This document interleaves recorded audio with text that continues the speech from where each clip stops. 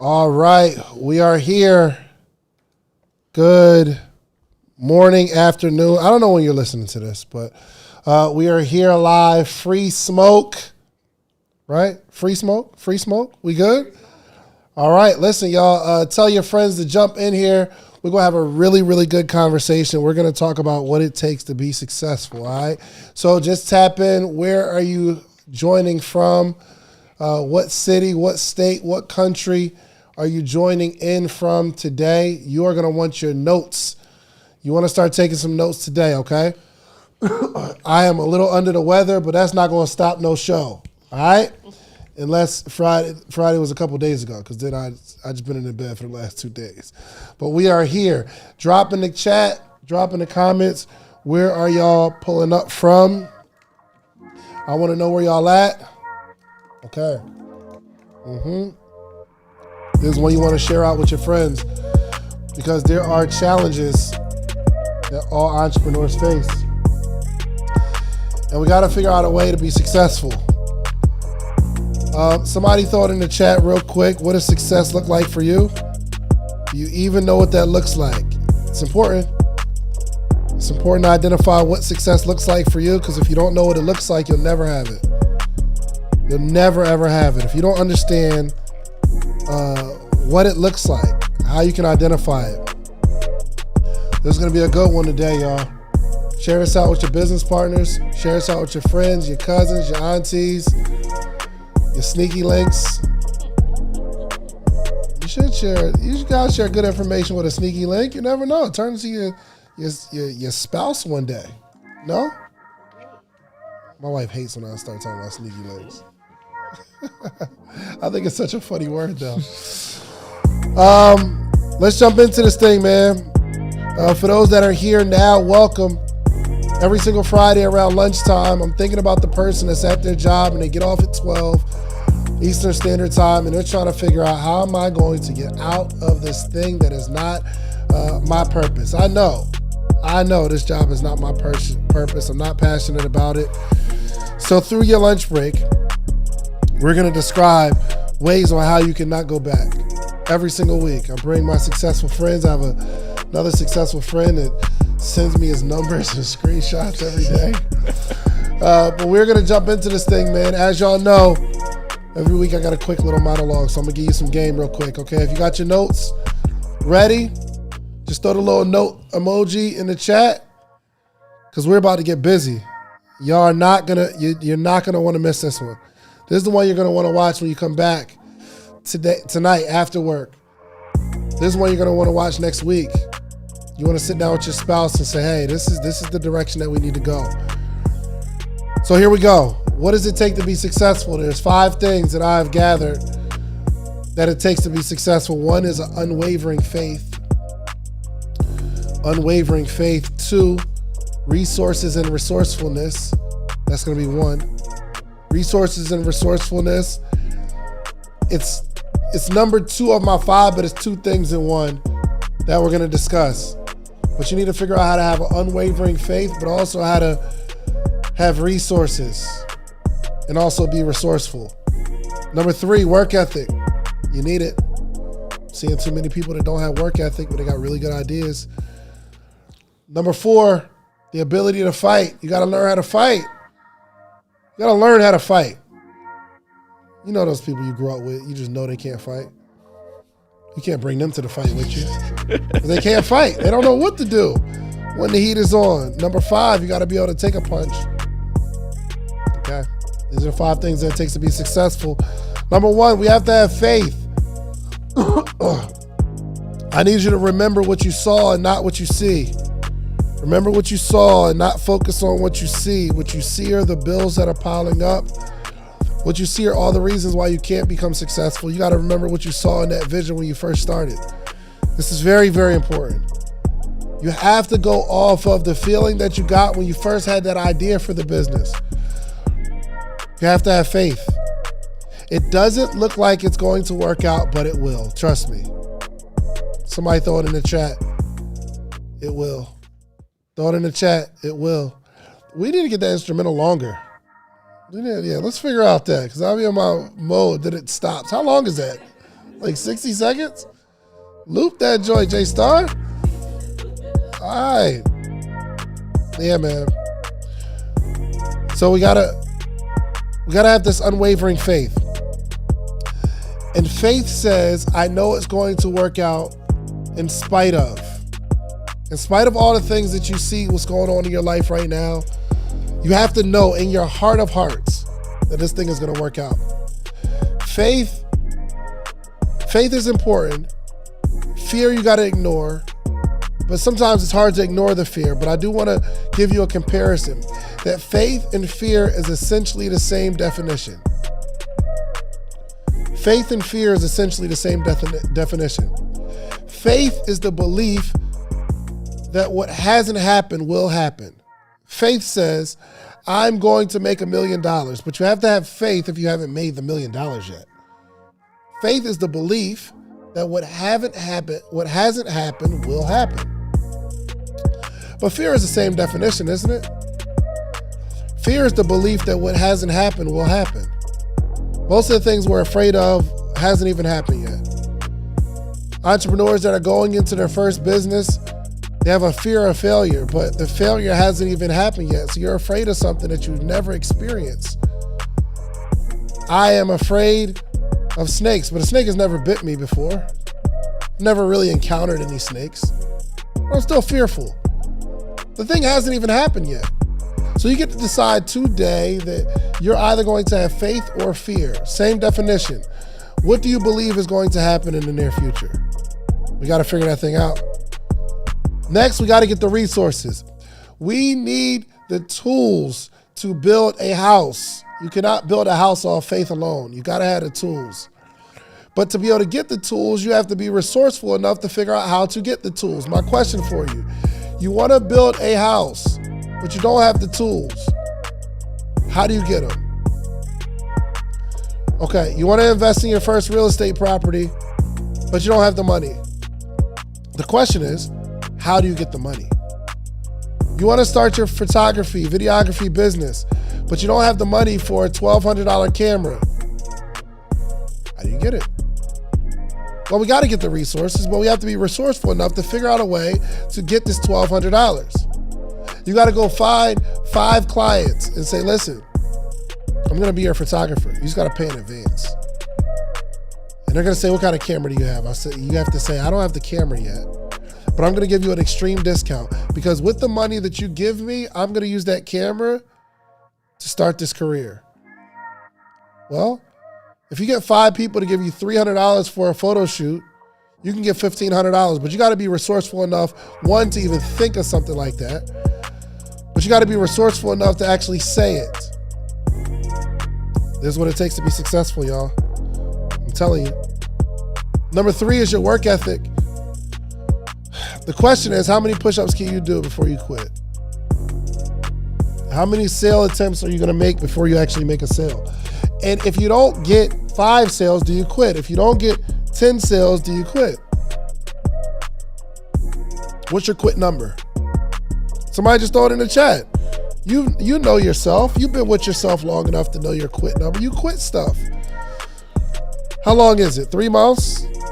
4 months? A year? I remember seeing my own cycle was every 10 months I would quit.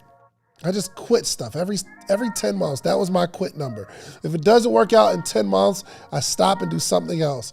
But that's like putting a seed in the ground, watering it the first day, and if it's not a tree, you walk away and plant another seed somewhere. It doesn't work that way, y'all. I'm trying to tell you, you're going to have the work ethic.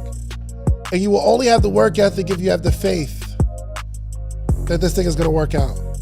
We got to keep going and keep going and keep going until it works out. When all the naysayers say it's not going to work out, when your mentors say it's a bad idea, when your friends and family say it's a bad idea, you got to keep going. Did you hear me? When your mentors say it's a bad idea, that's tough. People that you respect don't believe in your dream. That's a challenge. But you're going to get past it, right? Am I right? We got to have that work ethic, y'all. Next, better learn how to fight. because entrepreneurship is a dogfight every single day. If you don't understand how to bob and weave, if you don't understand how to get the best of the situation, you'll continue to lose. You'll continue to lose. We got to learn how to fight. You need to get in the gym. You need to talk to some mentors. You need to talk to some peers and get them to teach you how to fight. Hey, David, what happens in a slow season? You better learn how to fight, or that slow season will kick your tail. I'm telling you. We need to learn how to fight. And the only way you learn how to fight is you continue to work. And the only way you're going to continue to work is you have to have faith. And every single resource gives you an ability to fight harder. I'm saying you better learn how to fight. It's really, really important. Lastly, you better learn how to take a punch. Because life is going to punch you in the face. And I don't care how good of a fighter you are. If you got a glass chin, you will fold. So, if you're not willing to go through the heartache and the pain, failure is a prerequisite to success. I'm telling you. I have not met someone that's won without losing.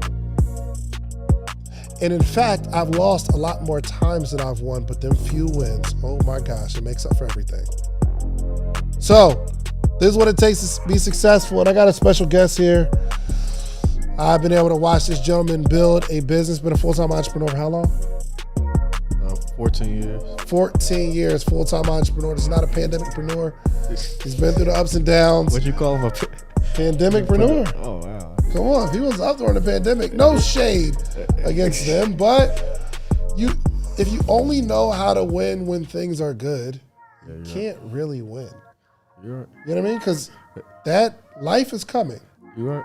And it's going to punch you right in the face. So it is my partner and them.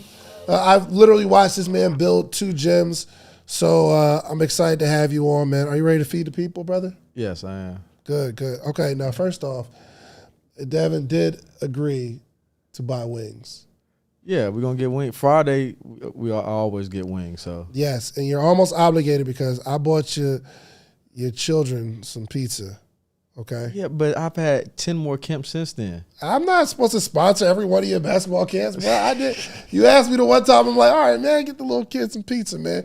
I ain't like it, though, because all of them had Jordans on. I'm like, them kids privileged. Oh, man. Thank you. I appreciate it. We got a camp in 2 weeks on MLK Day. Okay. So you take care of everything. All right, no doubt. Introduce yourself to the audience, man. Give them a short version of your story, my brother. Okay. Oh, welcome to Free Smoke. We just I got lost in my rant. Welcome to Free Smoke. Every single Friday we are here. And let me get y'all opinion too. We're thinking about moving from noon to 3 p.m. Instead of noon, going to 3 p.m. So let me know what y'all think about it in the chat. Y'all think 3 p.m. would be good? Or noon Eastern Standard Time is cool? Y'all let me know. But welcome to Free Smoke. We about to give you some game. Nella, you might as well just go through with the rules right now. Let's do this thing. All right. Well, welcome y'all to Free Smoke Friday. What's up? I am your girl, Nella. And, of course, I got to come and give y'all the house rules because y'all in our house now. All right? So, first and foremost, if you haven't done so already, make sure you go ahead, hit that like button, and share this live with 5 people. But also make sure you subscribe to Social Proof on YouTube, okay? There are currently 116 people on this live right now, and only 23 of y'all like the live. What's going on? All right? But as the show goes on, make sure you drop super chats for all the bomb information that David and Devon is going to be giving you today. All right? But with that having been said, we're going to go ahead and get right into this Free Smoke. David, back to you. Let's do this, man. Oh, so D, man, give an introduction to the people because I think they know me already. Okay. So my name is Devon Butler. So I've been an entrepreneur my whole adult life. I have 2 gyms in the area, one here in Chamblee and one in Snellville, Georgia. I played college basketball at Southern Polytech. My first 3 years I played at Claflin, and I went to Southern Polytech. I played professional basketball overseas for the last 11 years in different places like Australia, Norway, Germany, Dominican Republic. But in between time, I've transformed my playing experience and my college knowledge, obviously, into starting businesses. So That's pretty much what I've been doing since 19 years old, all the way up until now. I'm 33. Love it. Your business does well, right? Can you send me stupid screenshots? Because I see all the different podcasts, and the first thing, people don't know their numbers. I know my numbers. Yeah. And then obviously it's taking me like 10 years for me to finally get up here. Yeah. And I have a gym. Not 10 years, bro. I mean, since it started, it's my first time. And I talk to you every day. That's messed up. All right, so your business is the gym business. So now, yeah. Because it's not like gym working out business. No. Like, walk me through some numbers, bro. So the new gym that we have now is called Evolution Sports Complex. Mm-hmm. So this gym has baseball training, has speed and agility, have basketball training. We do a bunch of camps and different AAU tournaments and events. So, and we'll also be starting an after-school program in August. So it's a full sports complex. So I started off training at a high school first, at Discovery High School with Coach Kaysen. So I helped open up the school there. Then I got my place down the street. So about 3 minutes from here that you only came to 2 times, which is crazy. How many times you came here? I've only been invited twice. And one of the times I didn't even get to go past the front door. Come on, man. But go ahead. Anyway. You're right. My bad. We our personal differences. But anyway, so I started off with a smaller boutique gym. That's around 5,000 square feet, and we mainly did basketball training, some small rentals, and camps. And then once I mastered that business model, I was able to open up a 14,000 square feet building. So I 3x the size of where I went to, and then broadened the business model. Yeah. So I always wanted a bigger gym, but I didn't have no proof of concept that I could manage a gym first. So I started off smaller, and I did that for 2 years, I still have both of them now. And then after 2 years have passed, I've already opened up the second one. And I'm in the process of doing the third one now because we have a couple of plots of land available, and then we'll do the same thing in 2 and 3 years. I was trying to buy one of your plots of land, but you sold it to the man. So we sold one. So we have land. I have land on 78. Down the street where the Bojangles is at. Oh, got you. Yeah, so right by the funeral home and the antique shop. Got you. So the plan is now to go to 14,000 square feet and then go to like 30,000 square feet, but build that one. So give me some numbers behind this training business, though. So at our complex now, so we've only been open a month. So in the first month, so in 30 days, we did $30,000. So in revenue. So the goal is always to do no less than $1,000 to $1,500 per day. Well, what's the business model in terms of how much you charge for training and coaches and stuff like that? Yeah, so it works in a bunch of different ways because if you're in the sports industry and in the training industry, if you only make money one way, you're going to fail because the business can become seasonal and you do have slow seasons, but if you have multiple ways, you can. So essentially a training session is $40 for a session. The way that make recurring revenue, you put the players on memberships, like a gym membership. So say 4 sessions is $160, 8 sessions is $300. But we make the most money by giving them unlimited sessions. So you could pay $350 for unlimited. So when somebody looks at a price sheet that we have and they have 8 sessions, $299, and I could pay $50 more and come here as many times as I want, which one you think they do? Yeah, you just bump up, but it's a 3-month contract. So I know at the minimum I'm getting $1,000 from that person. Mm-hmm. But if I have 100 people on that, that's $100,000 in that time frame. So we have the memberships work that way. So now every month I might have 50 people on the silver plan, 50 on the bronze, 100 on the unlimited, and that's just basketball training. On top of the basketball training, we have baseball training. We have baseball cage rentals. To rent a cage, it costs $30 for 30 minutes. So we have 3 cages. So in 30 minutes, we could make $90. I mean, if most of the time people are renting the cages for an hour, but they'll do 30-minute segments because it's 3 different cages. So some of the cages have different machinery and stuff, so the price kind of fluctuate. But $90 is what you'll get every 30 minutes. So in an hour, you can make $180 to $200 per cage, which is all the way in the back of the gym, on top of the lessons. And then we also have games. So people pay for games to rent the gym for games. And then we also have we have our own leagues. Mm-hmm. So where we charge at the door, we have concessions, and the teams pay to get into the leagues. And then during the day, right after school, the after school program will be starting. So we'll start off small in January, I mean, not January, like in the next month or so with small stuff. And then August, it'll be a full-fledged after-school program. So with 40 or 50 kids, you're able to bring in between $20,000 and $25,000 that have nothing to do with the rest of the gym. So they do their homework, they come in, they get to do one of the programs that we have, whether it's graphic design, video production, basketball, baseball, football training, and they do that, for the first semester and second semester, and then all our clients come in to train on top of that. Solid. So that's how I built a solid business model. So even when certain things are slow, you're still going to be able to make the money from somewhere else. Because that's the only way you can sustain something that's that big. So if anybody, like a 14,000 square foot building, and you're essentially paying $1 or so per square foot. So y'all could do the math on how much it costs. So revenue wise, anything under 20,000, we don't make any money. And so that could be stressful for a lot of people. Real stressful, bro. Yeah, so that's like if we're talking about so in your mind, even before you start, I gotta make 20,000 this first month, or I lose money. Yes, correct. That has to play on your brain. Yeah, every day. Yeah, so you have to make 20,000. So that's typically how it works. Because you got your rent, then you got your expenses, like your utility and gas. A place that big, your electric and gas is pretty high. Then you have your miscellaneous stuff, and then you have your advertising costs. So typically somewhere between that 17 to 20 range, that's where your advertising cost is going to be, depending on how much you use. Now, if you spend $4,000, $5,000, $6,000, you're going to make a lot more. So generally between 15 and 20,000 is what you have to make just to break even. That's just to get to zero. Yeah. And then I have 8 people that work there. So all of them got to get paid. Then it gets back to me. What makes us do it anyway? Because we're talking about the first the first part. And guys, bear with us because I'm not really feeling well. And I've been drinking a lot of liquids, so I might have to use the restroom. Yeah.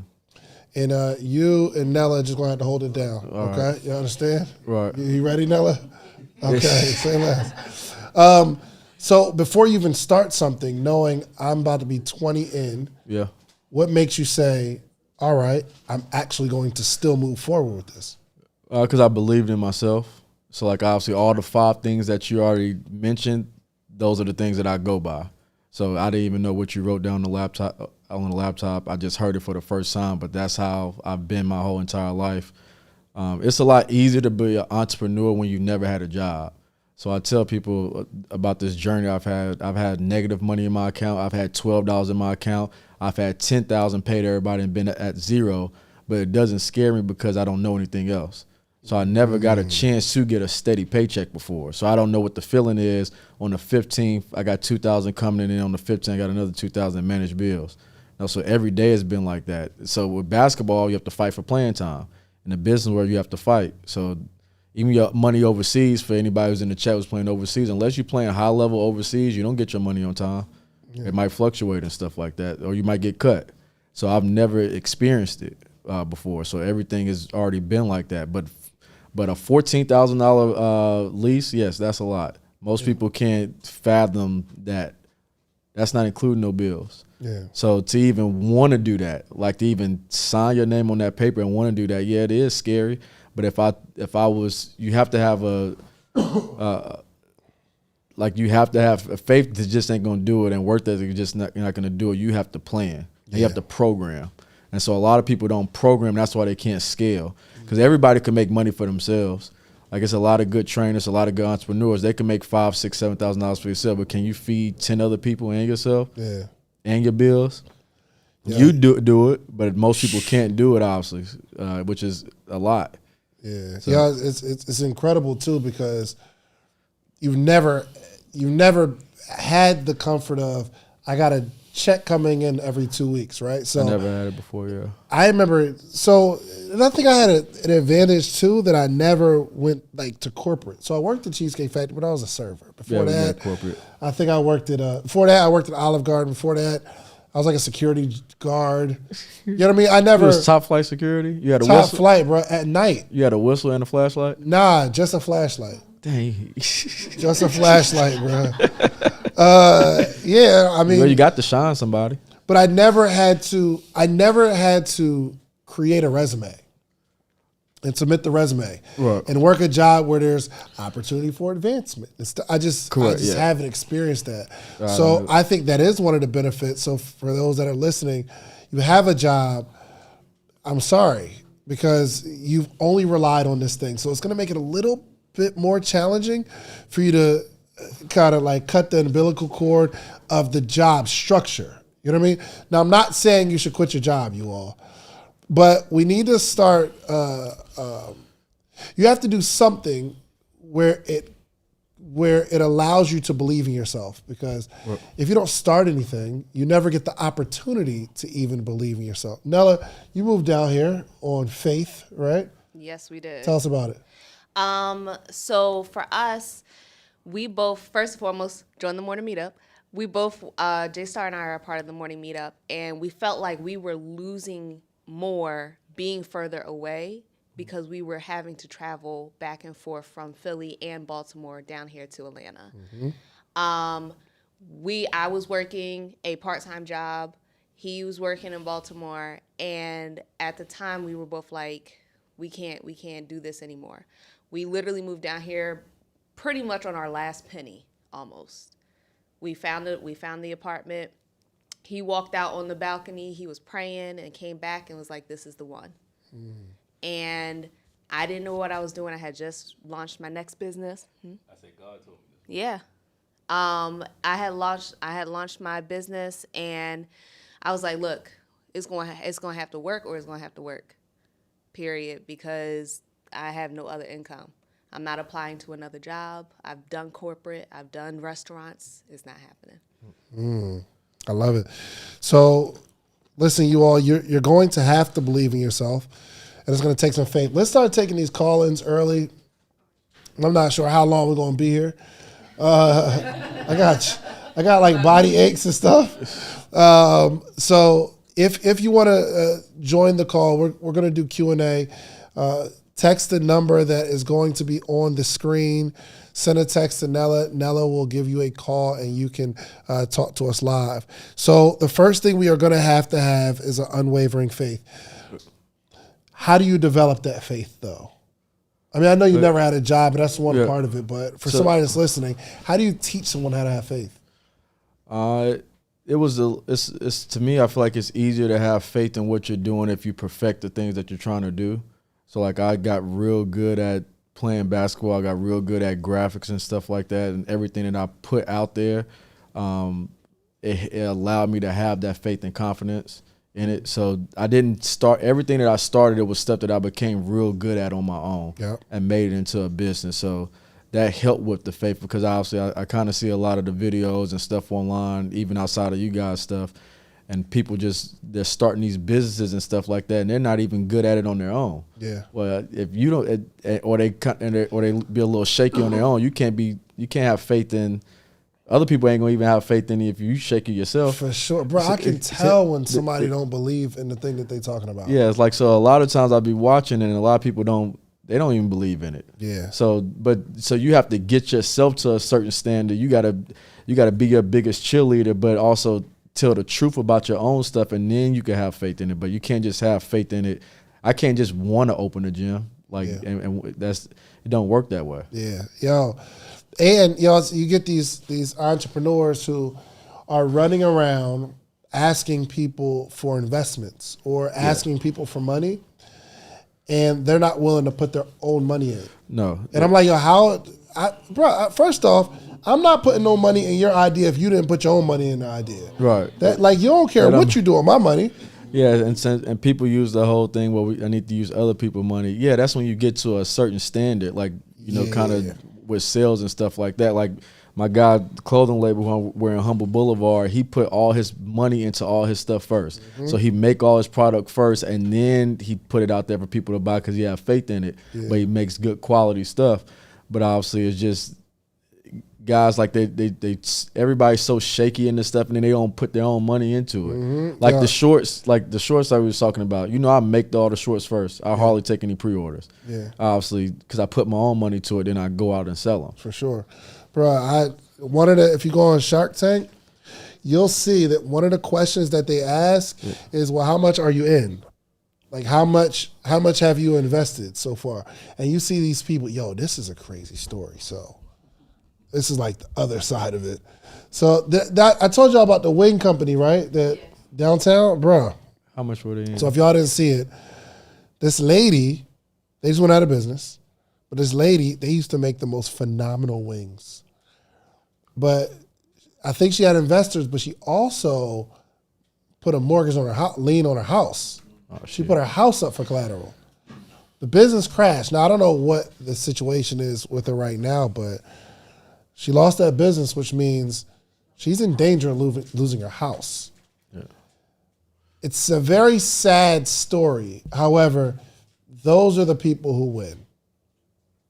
Yeah. I lost. Man, listen to me. I done lost some money.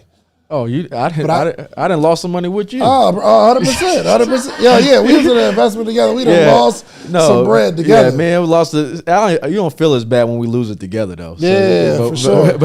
But we lost. But yeah, so I got somebody to call, man. You remember when we was up and we lost all of the money? So The people who really, they just don't want to lose. They don't want to lose. You know what I mean? Yeah. You're so afraid of losing that you'll never do what it takes to win. You know what I mean? So you have to have some sort of faith. And I believe the way we have this faith, y'all, is to get in it. Just get in it. But everybody don't want to just dive in it.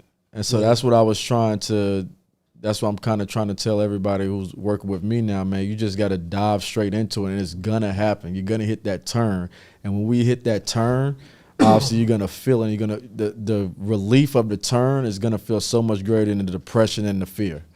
It's going to feel so much greater. And I know it's going to happen, especially everybody who I'm working with, but you just have to dive right in it. And then once you start to believe, it starts to become easy. Yeah, the idea in your head of what's going to happen is way more scary than actually doing it. You know what I mean? So if you want to build your belief and build your faith, get in there. And maybe it's a good practice to expect the loss. Like, I'm going in to learn a lesson, not to make $1 million. You know what I mean? So you might win, you might lose, but my expectation is that I am going to go into this thing just to learn.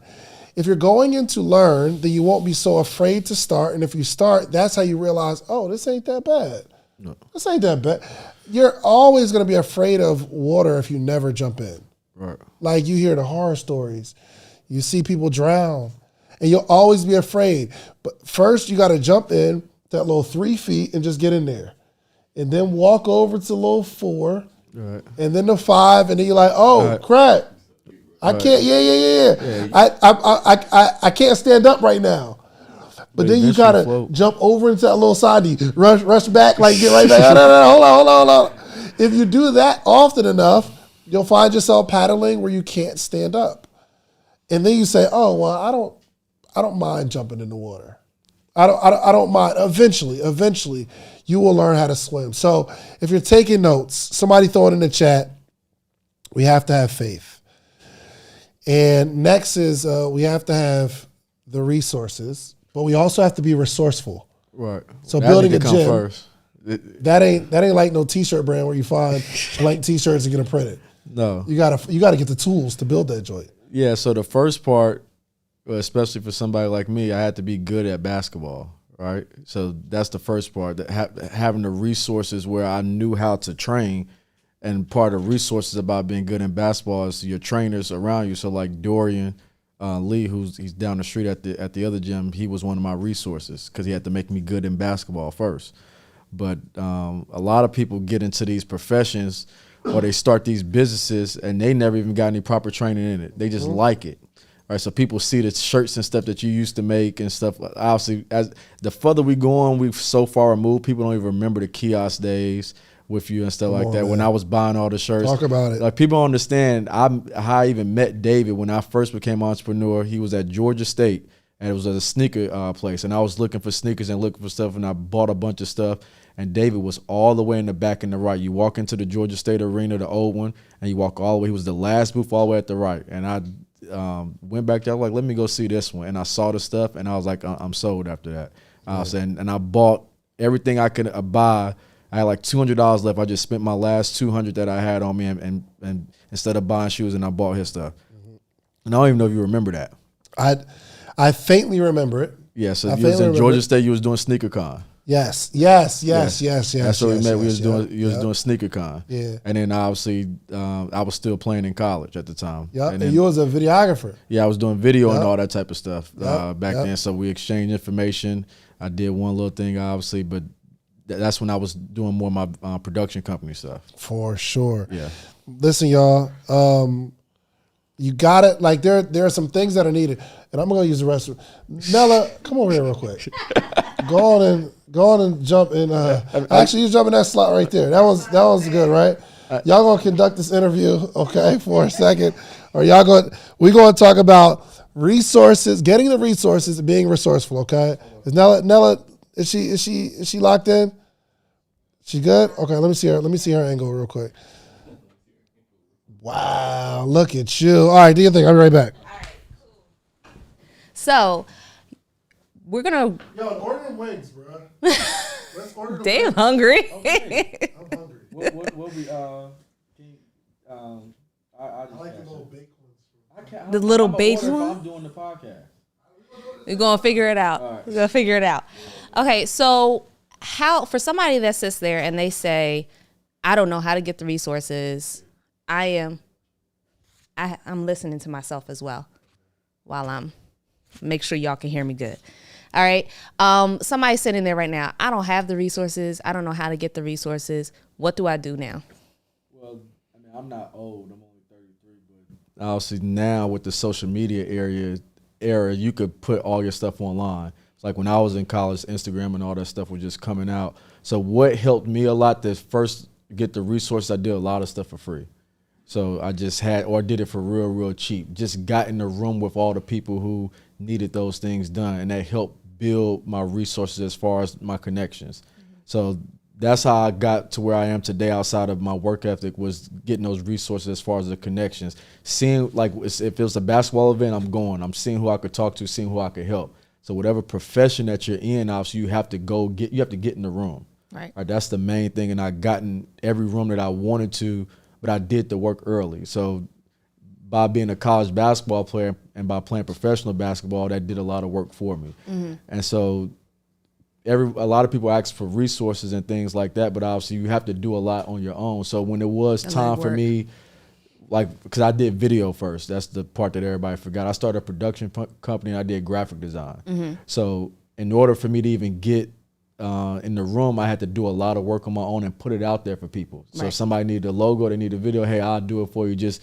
take care of my gas or stuff like that. So when those opportunities came that I needed, like when I was starting to get ready to make money, I had a portfolio as well. Right. So, but to build that portfolio, I took care of high level people, and I did it for a good price or for free, and I gave quality. And so that helped me build resources over time. Right. So the resources, they don't just come like in one setting, it comes over time. In waves. Yeah, in waves, yeah. So how do you, because a lot of people, they're saying, okay, well, to get around these high level people, I need high level money. How did you work and get in the rooms without having to spend what people feel like they might have to spend? Yeah, so I didn't start with any money. Like the money that I had was like child support money. Like, I just tell you the truth. Like I would say, if anybody have parents that they pay child support, I used to just get money every couple of weeks. So I would just save that money and I would just keep making projects. Right. Right. So there's two sides of if somebody's talking to me. You have a basketball part, which just me working out, doing all the different things. You have the business side. So on the business side, with the graphics and videos and the art and the gym and stuff like that, I just got as much stuff done as possible on my own, like I said, and put it out there for people to see. So once everybody starts to see the stuff, your phone will ring. So there isn't like this high price room that I went in and started making connections. I went everywhere that was for free or cheap. Right. It only cost me $5 or $10 to go to a basketball game. It cost me 30 minutes of time to look up and email people, hey, can I come do this for you for free or cheap and stuff like that. That's how I got in a lot of the rooms when I first started, and give a lot of stuff away. So I made shirts and stuff like David. Just give it out to everybody or make them just pay for your stuff at cost so you're not spending any money. Everybody sees it. So I didn't never just get into a room that way. I just built stuff up over time because you don't need a lot of money. So the quick story of how I got into my biggest room, how I started everything, all my friends, one of my best friends, Chris Singleton, he was playing in the NBA Summer League. So all my friends had graduated in 2012 because I redshirted. So now I'm behind everybody because I got an extra year of college basketball. So I flew out to Vegas with everyone. So I flew out to Vegas because all my friends in Vegas, and they was playing in the different camps in the summer league. And so I took my camera and I went out there to film them.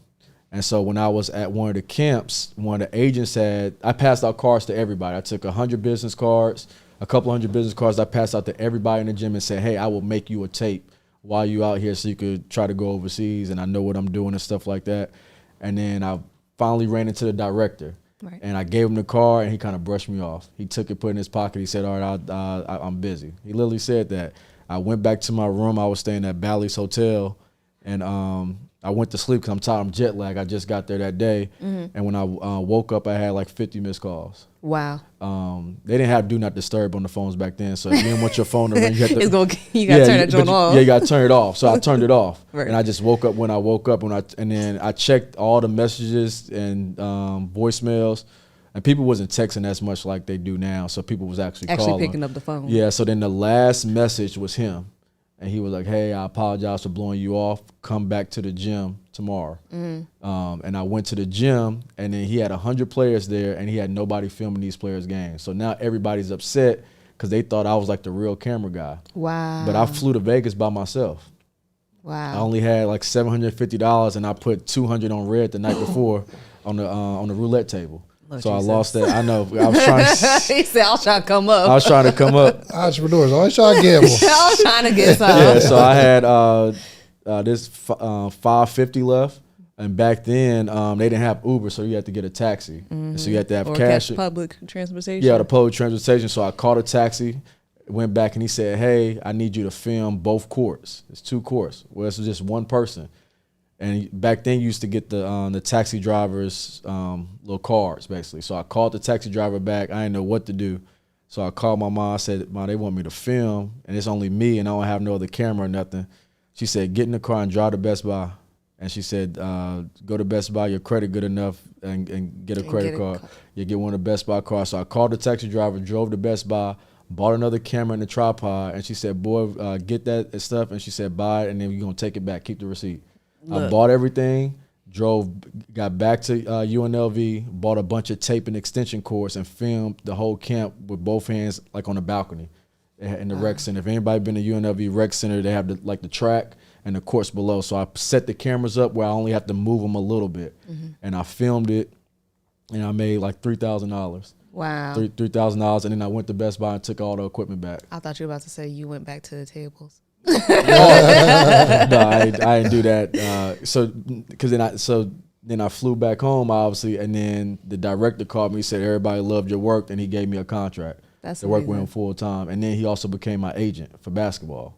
Awesome. And so then that helped me also get overseas because I put myself in a room myself by just passing out cards and talking to everybody. And being that didn't cost me a lot of money. How I even got to Vegas, I flew Southwest. They had the college plan back then. No, it was AirTran. Yeah. It was AirTran back then. If you was I used to love some AirTran. yeah, man. I used to love me some AirTran. I would make us feel old though, but you could fly AirTran. You had your college ID. It was real cheap. Cheap. Yeah, Yep. or you could do the Southwest. They had the standby stuff back then. That's how I even started my video production career. And then once I did that, now I'm around NBA personnel and agents. So now I started making highlight tapes and videos. So that's how I ended up meeting David in between that time. So that's how that happened. And then that's how I got into the room. So it cost me $300 to get to Vegas. And then you came back with 3,000. 3,000. Yeah, and 10x that. Yeah, and that's how I started my career because I didn't spend too much money because I took the stuff back. Yeah, true. I took everything back. Then when I got home, I figured out what I really needed. And then for the next 3 assignments I needed, I started getting more expensive cameras. Everybody, please don't do this though. I've started getting more expensive cameras and just taking them back because I've only used them for like a weekend. But you just save the SD cards, and Best Buy has a 30-day. Hey, real policy quick, though. we do not condone. Don't condone this it. play. Don't do that. But I didn't. condone this play. Right, but I didn't have any But money. this was is back what you then. call being resourceful, but Don't it's do- illegal probably a little bit But- and not ethical. Right, so Put don't. that out there. So don't do that. But obviously, I didn't have the money to when people say the resources, right? I didn't have the money to buy the expensive cameras we see in here. So Right. when the summer was over, I made like $12,000. Wow. By the time the summer was over, so in $12,000 in school, that's a lot. And then that's when me and David started talking a lot, and then I started making my own shirts with Jack, and making it the same place Jack where he was making everyone's shirts. Yeah, he a little illegal too. Yeah. So he'll take no. He'll illegal. So he'll take whatever is trending. He'll just print that. Yeah, he'll just print it. Yeah. This was even before the internet stuff. He would print anything. If it was Jay-Z was coming in town, he'd make him a shirt. Yeah. And he would sell it like crazy. But then I started making shirts after that. And then now I have a full production company. So then now all those resources have parlayed into, now I'm getting contracts. And I'm playing basketball at the same time. So I'm making money, and then now I'm just doing stuff from the computer. But I created my own resources. Let's put a pin in it real quick. If you all are enjoying this, you know what we would enjoy? A super chat. And hitting that like button. You know what I'm saying? Hit the little like button, man. It don't cost you nothing. Resources. But if you only had to do one, go that super chat. All right, can we order some wings, please? Because I want the wings to come while we're still. And I'm mad hungry, bro. I'm hungry too. How do you order? DoorDash? How do you use DoorDash or Uber Eats? I mean, I stopped doing that because it didn't look right with my bills. Yeah, you got money though, so. And if you'd have brought my shorts, I could have paid you. Then you could have used the money, but no, I can't bring my shorts. When I sent him the thing, everybody, I said, "Hey, this how much the shorts cost or whatever." I have over 118,000 people on Instagram, and I have hundreds of kids that come in the gym. I can't wait on you. I ordered more shorts for you though. I ordered more shorts. Right, they are shipping on Monday. Well, now we can order these wings. Hey, listen. If you have a question, please call in. I think we got a couple people that want to join the call. I would love to have you on here. Yo, you know what? My boy Brandon, he on his way too, man. We get it from Taco Mac Perimeter Mall. Perimeter Mall? Yeah. No, there's one closer, isn't it? Whatever's closest. Okay. Whatever's closest. So just a reminder, we got my rich friend Devon Butler here. I'm not rich because then people are going to try to ask me for money. And I do a bad job. Like I curse people out too much. I can't say that I'm working on it. These wings going to be at least 100, bro. And I'd have spent at least 100. So you should feel bad about yourself. Because I needed them shorts. That's fine. Anyway, my boy Brandon, he's going to come up here too. He has a very interesting journey into entrepreneurship. So it'll be good to have a conversation with him. So do we got a caller? I'm waiting for people to respond back. All right, Nella sent you a text back. We will have you come back on. So we're talking about what it takes to be successful. One is unwavering faith, and two is resources. Is you got to have the resources, but you have to be resourceful. In the event that you don't have what you need to become successful, the issue isn't that you don't have the thing. The issue is you haven't become the type of person who can go get it. Shouts out to Nyetta. Let's Kids Play Podcast for the $5 super chat. Appreciate it. Make sure y'all check out the Activity Playhouse. I love that. Yo, listen, man, I appreciate these super chats because I'm here delivering this information under the weather. I'm for sure I had the flu. Or COVID. I probably shouldn't be here. Probably not.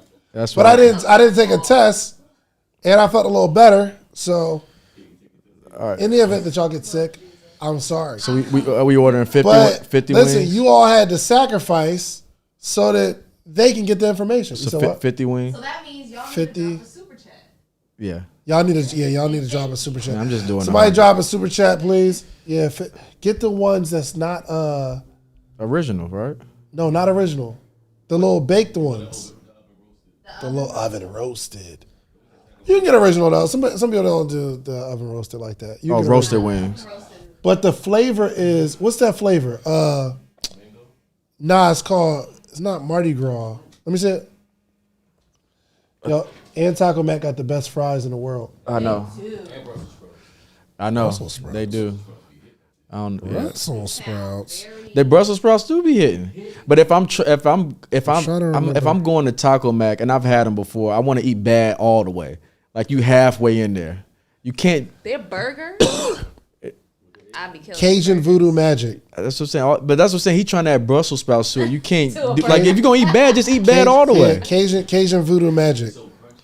They good, but if fire. I'm gonna eat bad, I'm not gonna have the one thing of healthy. gotta balance look, it. all right, so look, the Cajun voodoo, that's the flavor of the wings. So Leave the I traditional did 30 ones. of those. Okay. Well, all right, Tiffany Playhouse said we all 30 of those. Oh, bro, yeah. Hey, listen, man. If y'all get sick, y'all just had to sacrifice for the people. No. And we apologize. All right, so here's the play. We need to get the resources, but we need to be resourceful. The question I want you to write down in your notes right now is how. Just put how with a question mark. So I get a lot of conversations with people and they tell me what they don't have, but they never come up with a solution on how they're going to get it. Never even ask themselves a question. How can I pull this off? And I want you to ask yourself, whatever the situation you're in right now, I want you to ask yourself the question, how can I get out of this situation? How can I get to a better place in my life? I need a camera. It's going to be $2,000. We don't just say, I can't do it because I don't have $2,000. The question is, Don't do what I did. how? The question's how. And some of us never give ourselves an opportunity to like sit there and think. Somebody throw that in the chat. Just put we're going to do one word questions and one word statements in the chat today. Just put think. Think. The only reason you haven't gotten what you're looking for out of life is because you haven't thought about it. Just sit there for 20 minutes and think for a second. 30 minutes. Sit there and think for a second. How can I make this thing happen? Don't tell me that you can't do it. Tell me how. Like, just come up with some ways to get yourself out of this situation. And this is the beginning of becoming resourceful, which will lead you to the resources. Damn, 115 days. There's always a way. You got money. Get a bunch of fries, too. We need a bunch of fries. How many fries? Did you get fries or that was just the wings? I'm adding more fries, David. Yeah, let's get fries. All right. We got drinks, though. Yeah, thanks, We're man. good on the drinks. The iced tea, We need Tea is crazy? water, though. blackberry, was it blackberry? Blackberry tea? Blackberry iced tea? All right, I'd rather you put the resources towards fries. I put them towards fries. And all the resources towards fries. Yes. So, okay, we only had a couple people put think in the chat. Put the word think in the chat. This is the people that didn't put think in the chat are people who don't think or it's uncomfortable. And I'm telling you, it sucks to think. It will frustrate you to no end to think about something and not come up with an answer and stop yourself from getting up from the table and just walking away. We have to think, you all. Put yourself through that process of trying to figure something out. I like brain games. I like brain games where it causes you to figure this thing out. Like I like the murder mystery stuff. Why? Because there's something that's locked. And there's only a few people that's going to be able to unlock it. And that's where the successful people live. That's where the successful people live. Success is a mind game. Can you figure it out? And it's not that the thing that you're focused on is tied in knots. Your brain is tied in knots. You can't untie the knots enough to loosen those a little bit to get you to focus on coming up with a solution. And this is how you become resourceful. And before you know it, you will find yourself with resources. So Devon already talked about how he illegally, unmorally came up with a solution, but I commend it. Yo, remember in the book Rich Dad, Poor Dad, where they were trying to figure out how to make money? It was in the very beginning of the book. And they started like melting some sort of metal, and then they had like this cast iron thing where they poured it in the little cast iron thing, and they let it cool, and a coin dropped out. And the rich dad said, yo, what are you guys doing? And they said, we're making money. We're making money. That instance right there is why both of them are multi-millionaires. Because they thought about a solution on how they can make money. Right or wrong, the process is still the same. You got to figure this stuff out. You got anything on that before we move to the next point? figuring it out. Yeah, I mean, it's easy to figure it out when you got $5 in your account. You'll figure it out then. So I feel like For sure. I feel like a lot of people it's sometimes hard for them to figure it out if they're not an entrepreneur yet because they don't have that unwavering fear, like where when they know where your next meal and next paycheck is coming from, it slows down that figuring out process. When you got $5 or $10 in your account, or when, like you said, you knew you had to sell 5 T-shirts today, or I know when I got to get 3 or 4 kids to train this week or I can't pay that car note, you figure it out real quick. Real quick. So a lot of people, I feel like, just don't get pushed to that brink to figure it out. 100%. So I think that's one of the benefits you were saying. I never had a job. I always had to like figure out how to eat. I did figure. And if you ever get in that cycle of having to figure stuff out, you become a type of person that figures stuff out. Yeah, it forces you to. So, and I feel like it's even harder. It's like almost like the smoking aspect, right? I'm talking about cigarettes. I don't know how hard it is to stop smoking because I never did it. So I don't know how hard it is for that situation because I've never even been in it. I've only been in a situation where I always had to figure it out. Yeah. So for somebody to stop smoking, you see it's hard. They got to get the nicotine patch. They got to slow it down and ease off the smoking. What's the same if you have a real job? You got to start from 8 to 5 you work, then from 6 to 8 you could work on your business, from 2 to 3 on the weekends you can work on the business, then maybe you go part-time or maybe you quit, stuff like that. So it's a process, and then usually for the most part you see they go back to what they're comfortable, which was smoking or going back to their job. So I always looked at it with that landscape that's pretty much how people are when they're working. It's a cigarette. Fact. They always have to smoke that cigarette. You're addicted to that check. They're addicted to it. Yeah, you're addicted to that check. Yeah. And listen, y'all, there's nothing wrong with it. If this is what you've accepted, it's cool. And I if you are that person where you're like, yo, all I know is making sure I have a secure job, so I have a secure place to stay. I'm not mad There's at that. nothing wrong with that. It's nothing wrong with it. Here's what I want to do. Here's what I want you to do, though. If you are wanting to go on a different journey, I'm asking you to do something while you have your job. Some people are under the assumption that they got to quit their job to be an entrepreneur. Not true.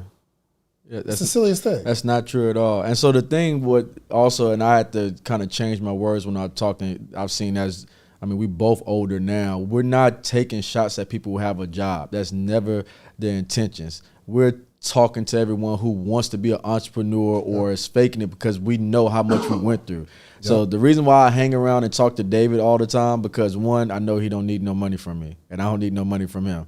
So we don't need nothing from each other because we already have the resources and stuff. So I know if he called me or I call him, he could do something for me, I could do something for him, and we don't. Hey man, I gotta send you a bill or do something like that. Obviously, so we don't have to do that. Obviously, so you try to hang around like-minded people and that's a part of the resource thing that we was talking about. I only hung around entrepreneurs and basketball players. Mm-hmm. So if anybody strayed away from doing that, then I'm either going to kind of do what they do or we're going to be in the same crowd. So like once my crowd changed and I kind of had to change the people I was around, not in a bad sense, but like obviously, like you said, I don't never call David to go do something because I know he ain't doing it. If it got something to do with business or if it's maybe Sunday to go play basketball, that's the only time. Other than that, I would come out to do stuff. David, everybody knows that. Do y'all know that David he's not going? And you better not call him on Saturday. Why would you say that? Because you don't. Saturday is over with. But I mean, why? I don't invite you to stuff for a reason. Invite me, you never know. I want to. Do y'all want to speak? Do y'all invite David to stuff? Why don't y'all invite me to stuff? What? Nah, say what you was going to say. People don't invite you to stuff for a reason. Why don't people invite me to stuff? You just not figuring this out? Let's have this conversation. Okay, no, go ahead. Let's stay on top. Explain your point. Shouts out to Elisa Applewhite. We appreciate the $20 super chat. Thank you. Hey, family, I'm here. Finished teaching and learning. Hello, MMU, current and future family. Yes, make sure y'all follow Elisa Applewhite. So Elisa, why people don't invite me places? Explain yourself, Nella. It's not myself. So people, firstly, you be busy. Not all the time. I'm not like 24 hours busy. Hey, but one year I just opened up a brand new $200,000 sports complex. You ain't even came by yet. That doesn't mean I wouldn't be invited to a something that you want to invite me to. You didn't. Why don't I? Is there a reason? Maybe it's something I don't know about myself. Everybody know you're busy, and You're then you're not busy. going to say no. But now that you're putting it out here, now we are going to intentionally invite you. For sure. And if I And say then no, if you keep still not inviting me. showing up. Yeah, we're going to have a Still list. invite me though, right? Like I don't think it's nothing wrong with still inviting me. No. No. I just want an invitation. Okay. My friends don't invite me places because they're always too busy, and maybe I've been too busy for the last, I don't know, 5, 6 years. So what? Still invite me today, okay? I want to go places. Alisa I forgot where I was going. Alisa agrees with us. She said, because you are busy, but apparently those are rooms you don't need to be in. Yeah, sometimes I need to be in a room. Let me give y'all this quote real quick, and this is gonna go in my quote book because these are I got these little quotes, bro. That there are quotes that go around the world. Like, what's a quote? Give me a quote, y'all, that you know of. Even I know Dave's not coming in about his. What's a quote? Somebody give me. What's your favorite quote? What's your favorite quote? I don't have none. Give me a quote, y'all. Like about anything? Anything, any quote. Just give me a quote. Use a mic. Okay. What's your favorite quote, y'all? Money don't go on trees. Let go and let God. Let go. Money don't grow on trees. What else? That's more of a Give me another quote. But these are quotes though, right? And I got a couple little quotes that I came up with. And this is my favorite quote. Well, the counter one's like everyone has a plan until they get hit in the mouth. Everybody has a plan. plan. Yep. Mike Tyson said it, right? Yeah, just that's the one I go by because I be having a bunch of plans and then something happen, it'd be like, damn. I don't want that plan. Oh, that plan. Here's my quote. Anticipation. Here's the quote. There's nothing wrong with having a job unless you don't want one. Is that a quote or more of a That's a statement? quote. That's a quote.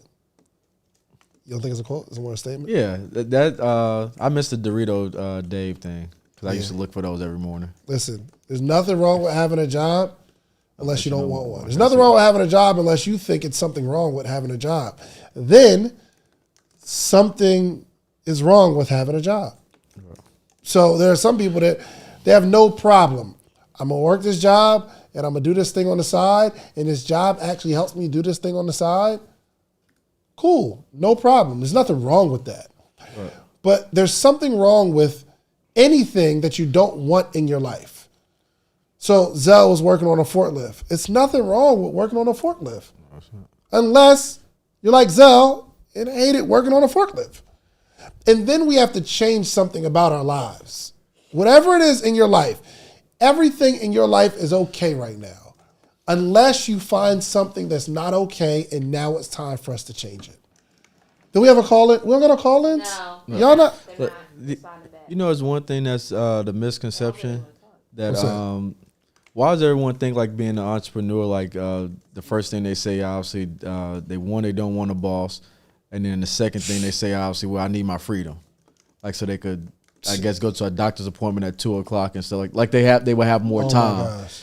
Do they not realize, do some people not realize like I work more than what an 8 to 5 would be? Oh, bro. If I had to because you cut- don't want to have a boss, you got 1,000 bosses called customers. Yeah, they're called They customers. get to yeah. tell you what to do and push you around and tell you where you need to be. And then the time, so everybody look at the whole 8 to 5 thing, especially if they only working Monday through Friday. But essentially, I have no downtime. I have to make it. Mm-hmm. Like I get up like at 5, 6 o'clock. Like that's what me and you be texting early in the morning. And typically, if you text me like at 11 or so, we both still respond. And we're still up. 100%.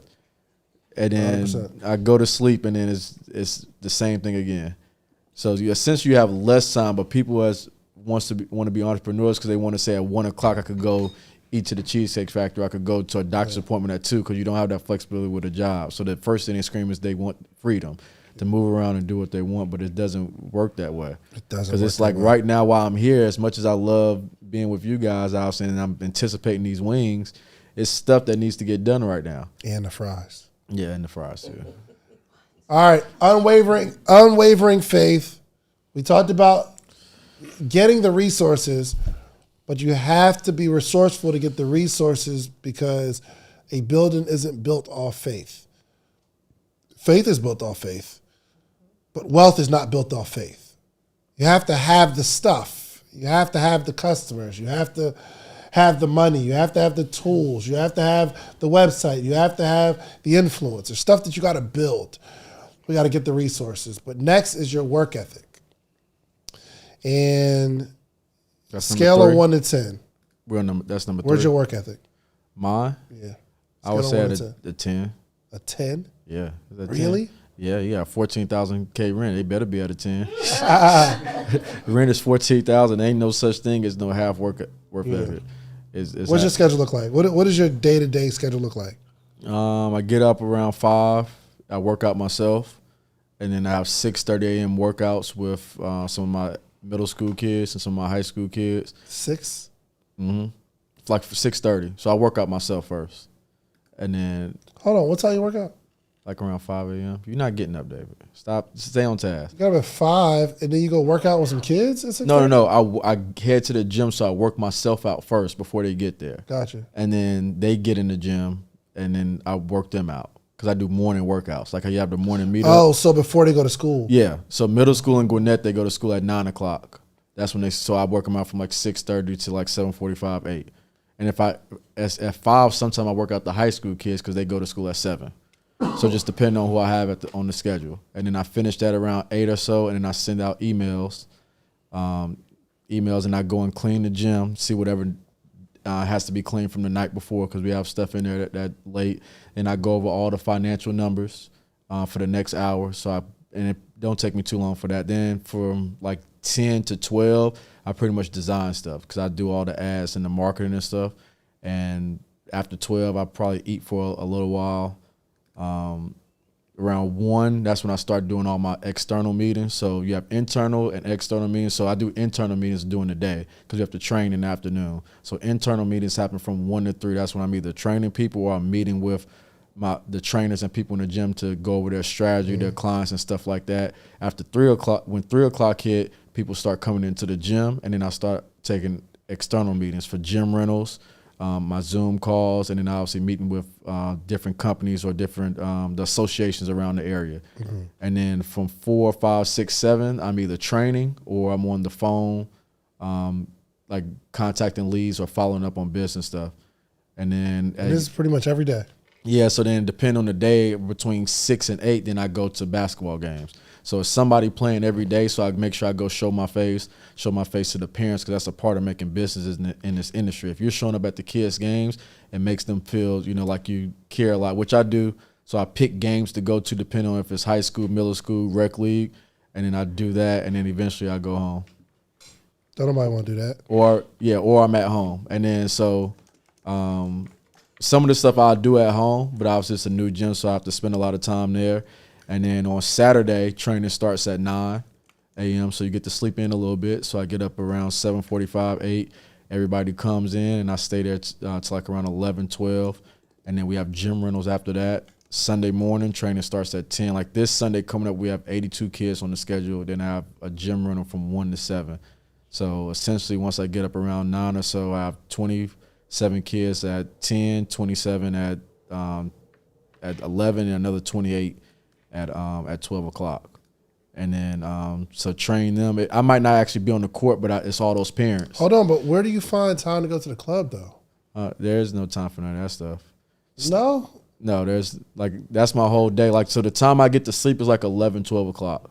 Because then I still have to go home and help out. I just had a newborn and stuff. Listen, we need to get the club in your schedule somewhere. There's nowhere in the schedule for that. There's nowhere. You didn't even hear when I ate or slept because there's really no time for it. But that's typically my day-to-day schedule, Monday through Friday. And weekends, I'm done at 12, and then Sundays I'm done at 12. It's called work ethic, y'all. We got a caller? Yes, we Let's do it. All right, Elisa Applewhite, our sister, Morning Meetup fam. You are on Free Smoke Friday with David. What's happening? Hey, David, I hope you feel better. I really do hope you feel better. I don't. Oh, I mean, yeah, get you some chicken soup. Getting there. I had some chicken soup. My wife got me some chicken soup from But you wanted wings. from Chick-fil-A, and that was amazing. But then she got some chicken soup from Panera. That joint was trash. Really? But you want sponsors, but you calling them trash. Yeah, I mean, just being honest, man. I got a responsibility to my audience.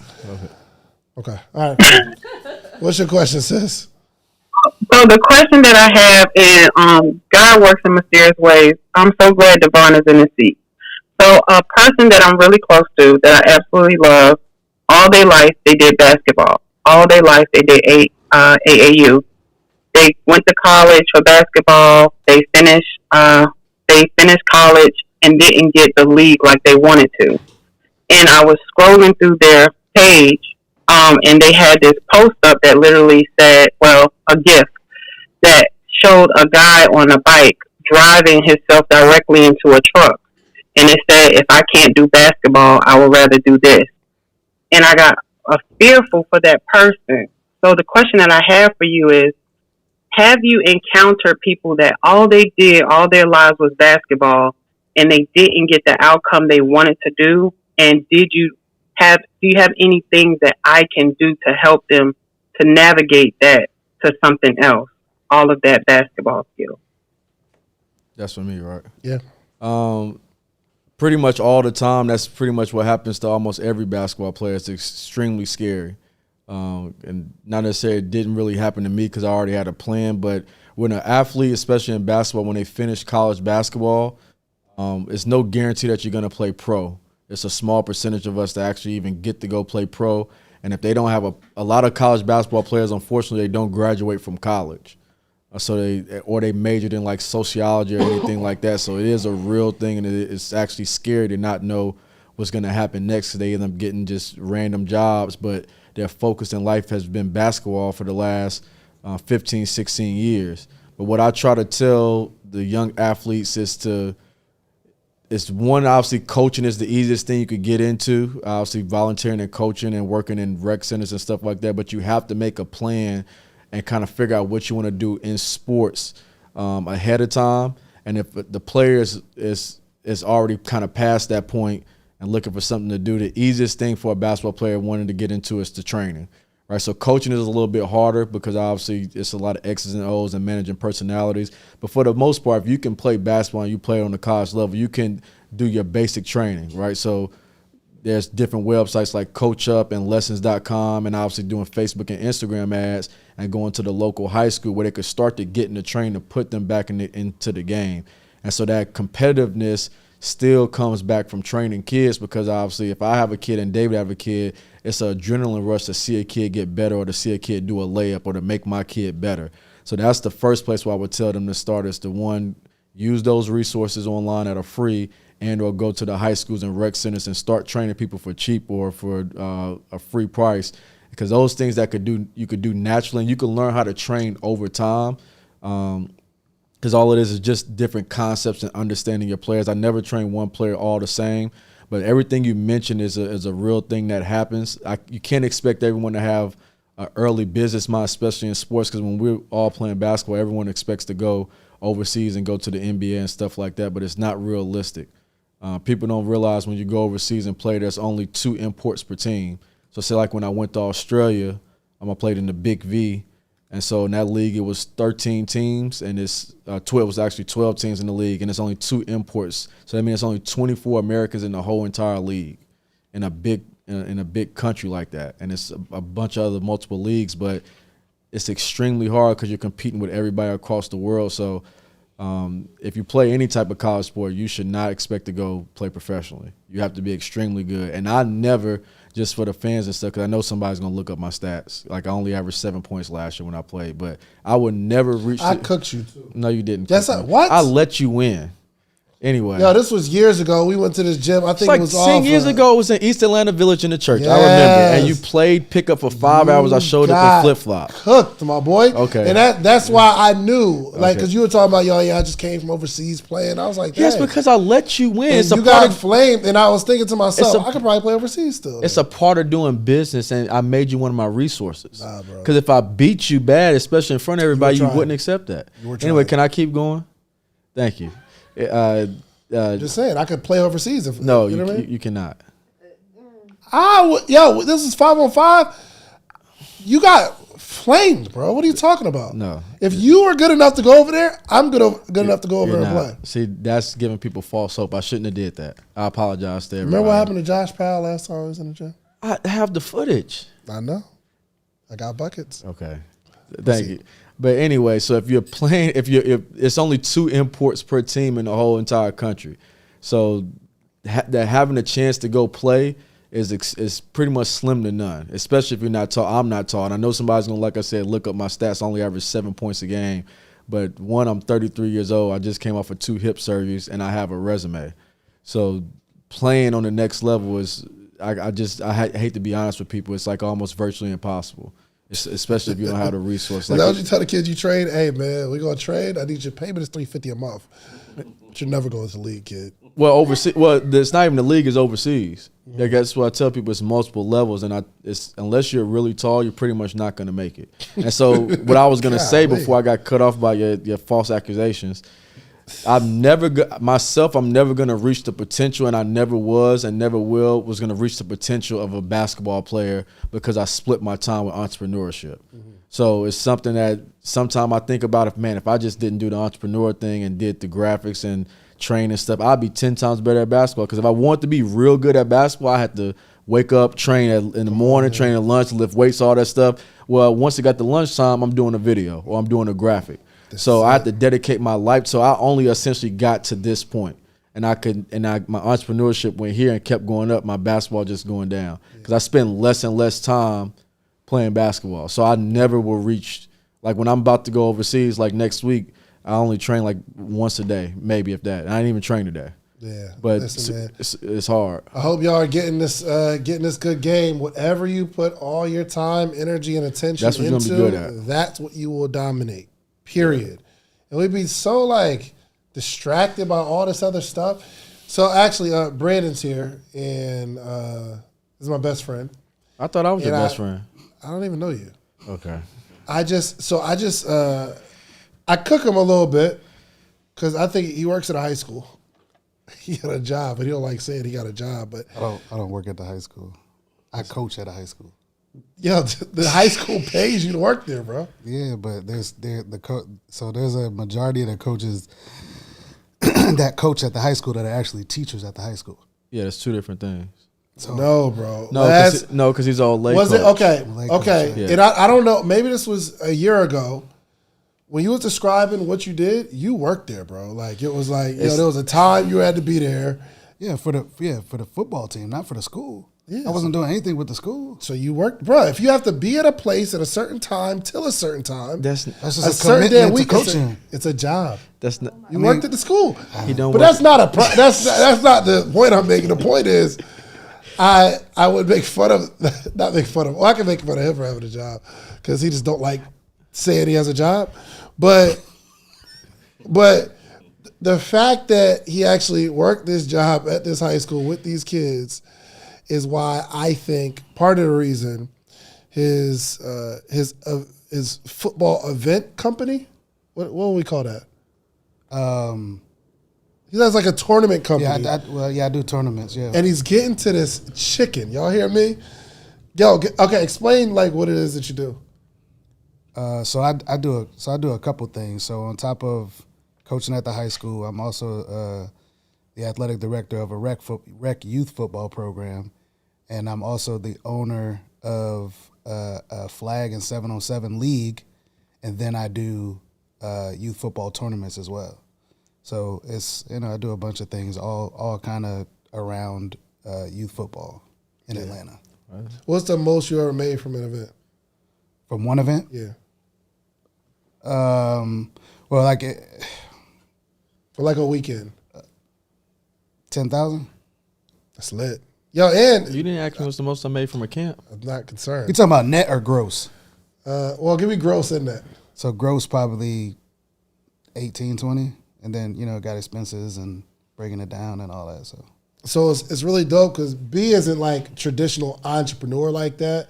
So went to the military, then came home from the military, and we was just lit for a couple of years. He had a job At I don't know how long you worked there, but it was a hotel or something. You was a At chef the W. Yeah, the W. At the hotel. W, yeah. Yeah, it's a banquet chef. Yeah. That ain't last that long. No, it didn't last because school started, and then the military was like, "We'll pay you to go to school," and I was like, "Why would I work and get paid to go to school?" So it was like, right. So he got paid to go to school. Then he went back to school, cooked him for that because I'm like, yo, you're too old to be going to Clark. You wildin'. With all these little girls and these little boys around there. Like, I'm like, yo, you the OG. You know what I mean? So cooked him for that because he was there for a couple of years. And then after that, what'd you do after that? then I went to corporate. Went to corporate. Yeah. And you was doing logistics.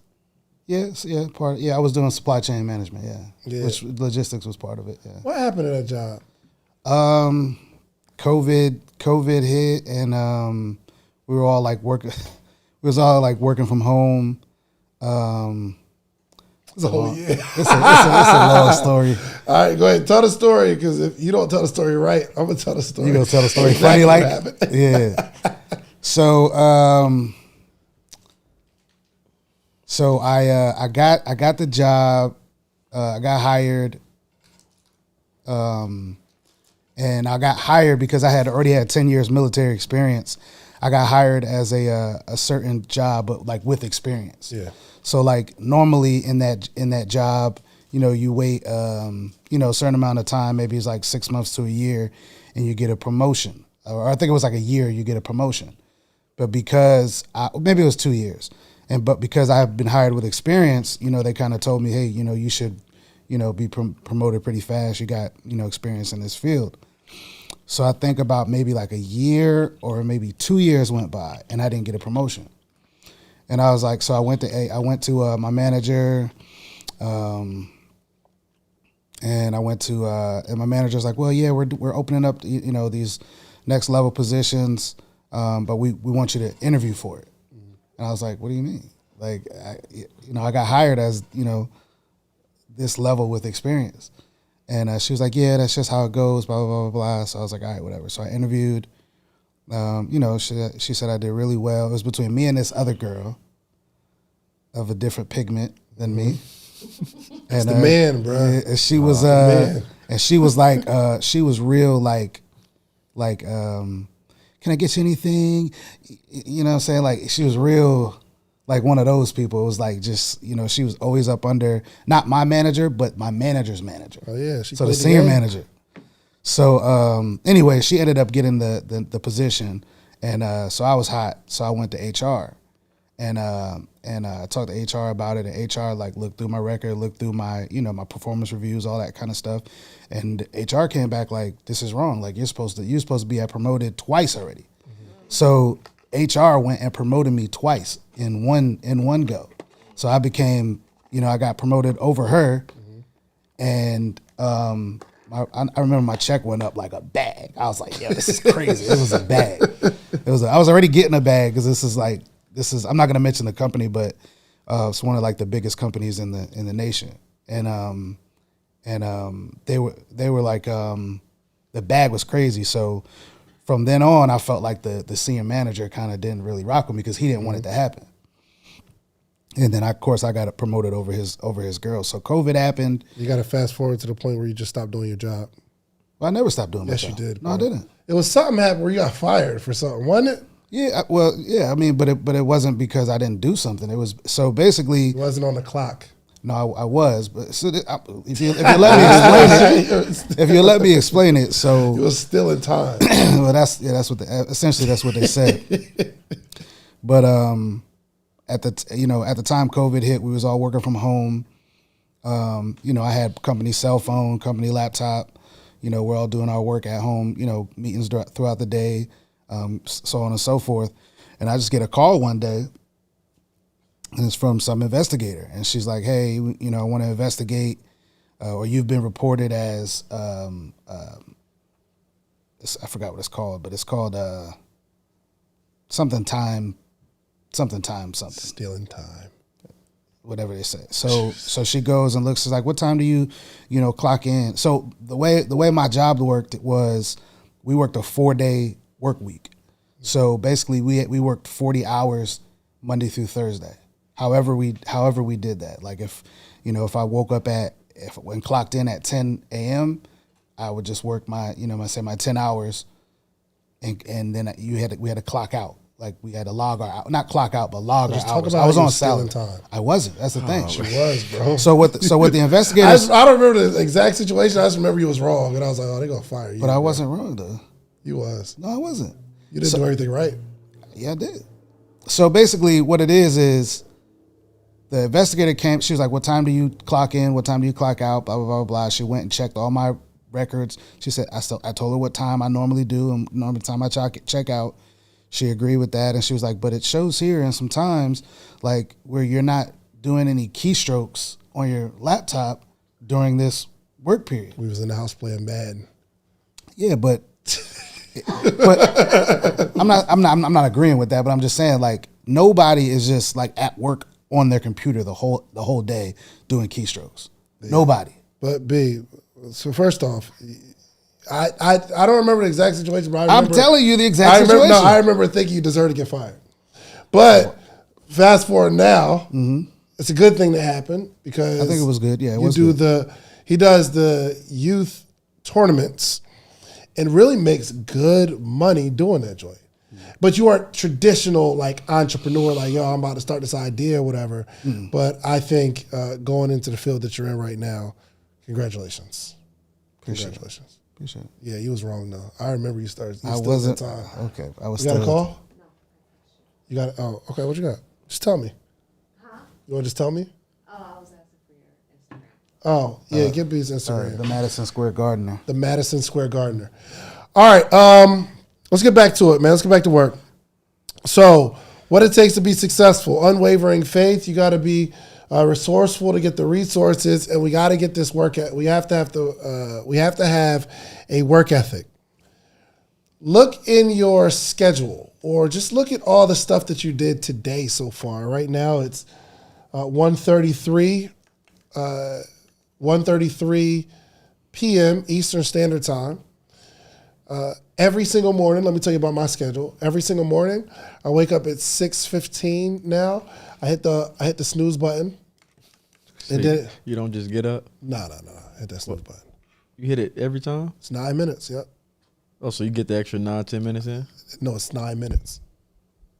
Oh, for the snooze that you have. I don't know why it's 9 minutes, but the snooze, it goes off in 9 minutes. So I wake 6:15, I hit the snooze button, it wakes me up at 6:24, and I get up, I walk into the next room, walk into my daughter's room, which my daughter sleeps in our bed, which is, I don't know, I just feel it triggered just now. Go ahead, man. I don't like it. I don't like it, bro. Like, she's too big, bro, to be in this bed with us. So 4 months, I'm okay right now. My daughter's about to be 3. Oh, okay. No, that's past the. Yo, Lyric's 6. She still tries to sleep in our bed every night. Bro, at what age did you get her out? Bro, like sometimes I don't win the battle, bro. Still to this day. Sometimes, bro. Yeah. Like if kids just like, it's not it's like she don't care. Like just Lyric will just sleep there. Unless I like physically pick her up and put her in the room. It's making me lose hope, man. Yeah, still in your bed? Nah. Oh no, she's in. How old is she? She's 3. She's about to be 4 in February, and she's been out of our bed since probably like birth. How you do it? When she was born, she never even slept with me. Really? I will rock her to sleep, and I put her right in her crib. Because I was thinking about kicking him out next week. And then you should, bro. She started going through those phases of I'm scared and everything else. So I would let her fall asleep in my bed, but you waking up in your crib. Yeah. Like, I don't, mommy needs her space. My kids ain't got no home training now. That's the only thing. So, anyway, I forgot where I was. I just felt so frustrated. You got okay, yeah. Walk into the next So I room. get up, I go into Sarai's room, and I'll lay on that little bed. She got a little bed on the floor. And I get the book, because in the morning meetup, we read the book of the week or the month. And I'll read the chapters, and then I'll design whatever I'm going to speak on the morning meetup. And then I go take a shower. I go downstairs and start the call at 8:15 or 8:10 or whatever. And then I make it to the studio. And I'm at the studio till about 3 o'clock, maybe 3:30. Then I go home. Then I'm with my family. in those time frames of once I wake up to before I go home, I am getting it done. There's no, listen, we didn't stumble on the things that we have. There's work ethic involved. So there's some things that you need to be doing that you're not doing, and you're filling up your time with weird stuff. You know what I mean? That's why I put the limit on my phone for the Screen for time? Instagram. Oh, you put a limit Yeah. on? That's why you never see my stuff or respond to me. Bro, I can't. It wastes too much time. No, it does. It wastes time. It does. Yeah, it just wastes time. So anybody that's known me can tell you that I worked for this. Nope, I don't agree. You crazy. I don't agree either. I was about to say, what? Worked for it, man. Yo, I remember I went down to visit Brandon in Orlando, so I was working at the Cheesecake Factory at the time. And we went down. Huh? Jacksonville. In Jacksonville, yep. But we were going to go. We might have went to Orlando. Yeah, that's right. You might be right. No, I think we were going to go to Miami. I think we were going to go to Miami or something like that. So I came down a few days early and came down with a box of T-shirts. And me and Brandon was just trying to sell these T-shirts. But the Cheesecake Factory would let you just go to another restaurant and work. Right, yeah. Oh, So really? I remember, I think he might have went to work or something like that. I'm like, bro, I'm going to work. I'm about to go make some money on vacation, and then I'll have some extra money. This has been nonstop. I've always been this. That's crazy. I didn't know they did that. Oh yeah, the job was sweet, They which do is that? crazy But because is it the same thing when you go to it's the same system. You just pick up a shift. You just pick up a shift. Oh, that's bro. crazy. What? POS is the same exact thing. You do the same thing. Kitchens typically look about the same. The stuff be around the same area. They got a really cool system. But, that was actually one of the harder parts for me to leave because in my head, this is the perfect job. I can give away my shift if I got something to do. Right. If I don't got nothing to do, I can go into work. If I travel, I can pick up a shift. It was sweet, man. I didn't really want to leave, actually. What'd you do when you was doing the FEMA joint? You just Oh, the FEMA? I didn't know about that. FEMA was lit.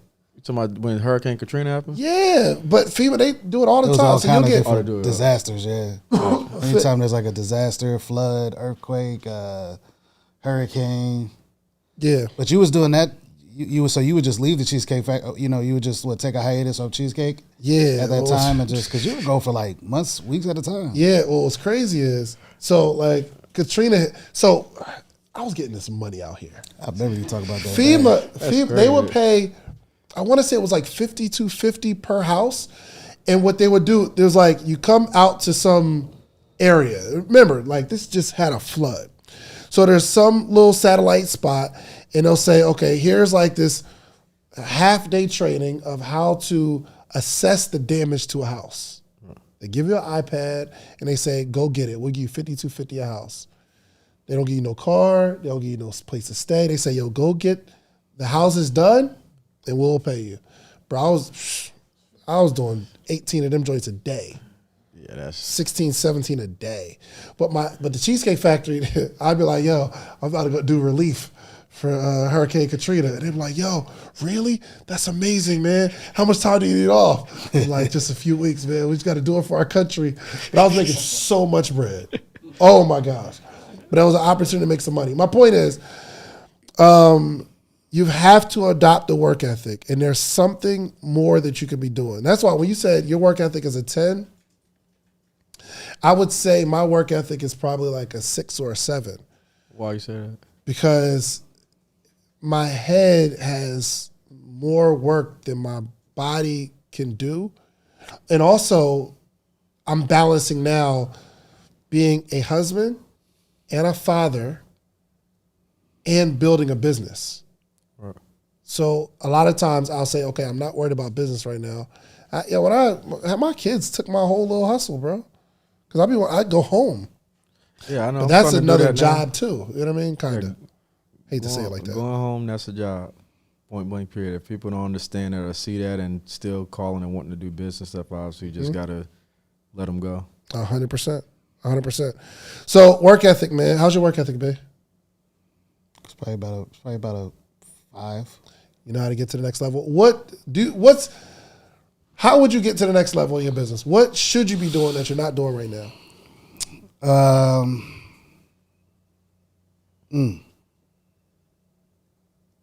Probably doing more marketing, more advertising. to get those, because I know a lot probably, I want to say probably, if I'm being fair, probably 80 to 85% of the people involved in youth football in Atlanta. Mm-hmm. What I could be doing to get to that 90, 95% is more advertising, more marketing to get to those people that I don't know, that I can build relationships with and get them to join my, get in my tournaments or get in my flag 7-on-7 league. So, and why do you feel like you're not doing that right now? Going as hard as you know you should. Kind of, I guess a lot of it's probably just resting on my laurels, because I know I have a certain amount of who I'm gonna have already. Like I already know my league is gonna have around 100 teams. Yeah. Right. So, but then again, we are me and my partner. I'm partnering with this guy, former NFL Falcon, and now we're gonna do this year. We're starting our girls side of flag football, which is exploding all over the nation pretty much. That's lit. Girls doing flag football. So it's now become a thing where girls can get scholarships to go to college to play flag football. And so a lot of the girls that especially specifically like track girls that are like really fast and athletic, but they may not get a track scholarship somewhere, they can get a flag football scholarship because they're already athletic. Yeah. All you gotta do is really teach them how to catch, and they already know how to run. You know what I'm saying? So you work on their hands and they can get a college scholarship to play flag football. Well, let's make it happen, man. So that's what that work ethic. What up? Gotta leave in a minute. All right, bro. All right, but you gonna give me like a last words before I go? No. Where the wings at though? That's why I was waiting, but they 12 minutes away. They gonna be here, man. All right, for sure. All good. All right, so all right, so all right, bro. Go ahead. Give us I appreciate y'all having me here. Obviously, David put me on the hot seat, and I want it's going to be furniture moving. You want me to put you on the hot seat now? No, I don't want to do it now. I can do it now. No, we're not going to do it now. I got stuff to do, but I want to get in one of them hot seat calls because I feel like you've been attacking people. I have been. And they can't defend themselves. I can attack you right now. But they can't defend themselves. I'm going to get in the hot seat, and I can defend myself. Because the first time I asked him, and I sent him some numbers, and I had a bad day, he said it was my fault. You did say it was my fault. Yeah, of course. Because he sent me. Actually, let me read the text. Actually, let me just pull up the text real quick. It wasn't my fault because it's 100% your fault. So he said, and I don't even think it's a text. I want to say it was probably like a voice note or something like that. And he was talking about, sales numbers is low, and if they don't pick it up, somebody getting fired. I'm like, bruh, it's your fault. If they're underperforming, it's something you're doing wrong. That's what you tell them? That's what I'm telling you. Okay. It's your fault. So you need to step your leadership game up. If they're not doing it, the issue is you don't have the tools or the ability to say what needs to be said in a way that it needs to be said to get your staff to do it. Right. And you think your work ethic is a 10 already, which is crazy to me. Before I go, if you're the cat. So look, before I go, I'm gonna rephrase that.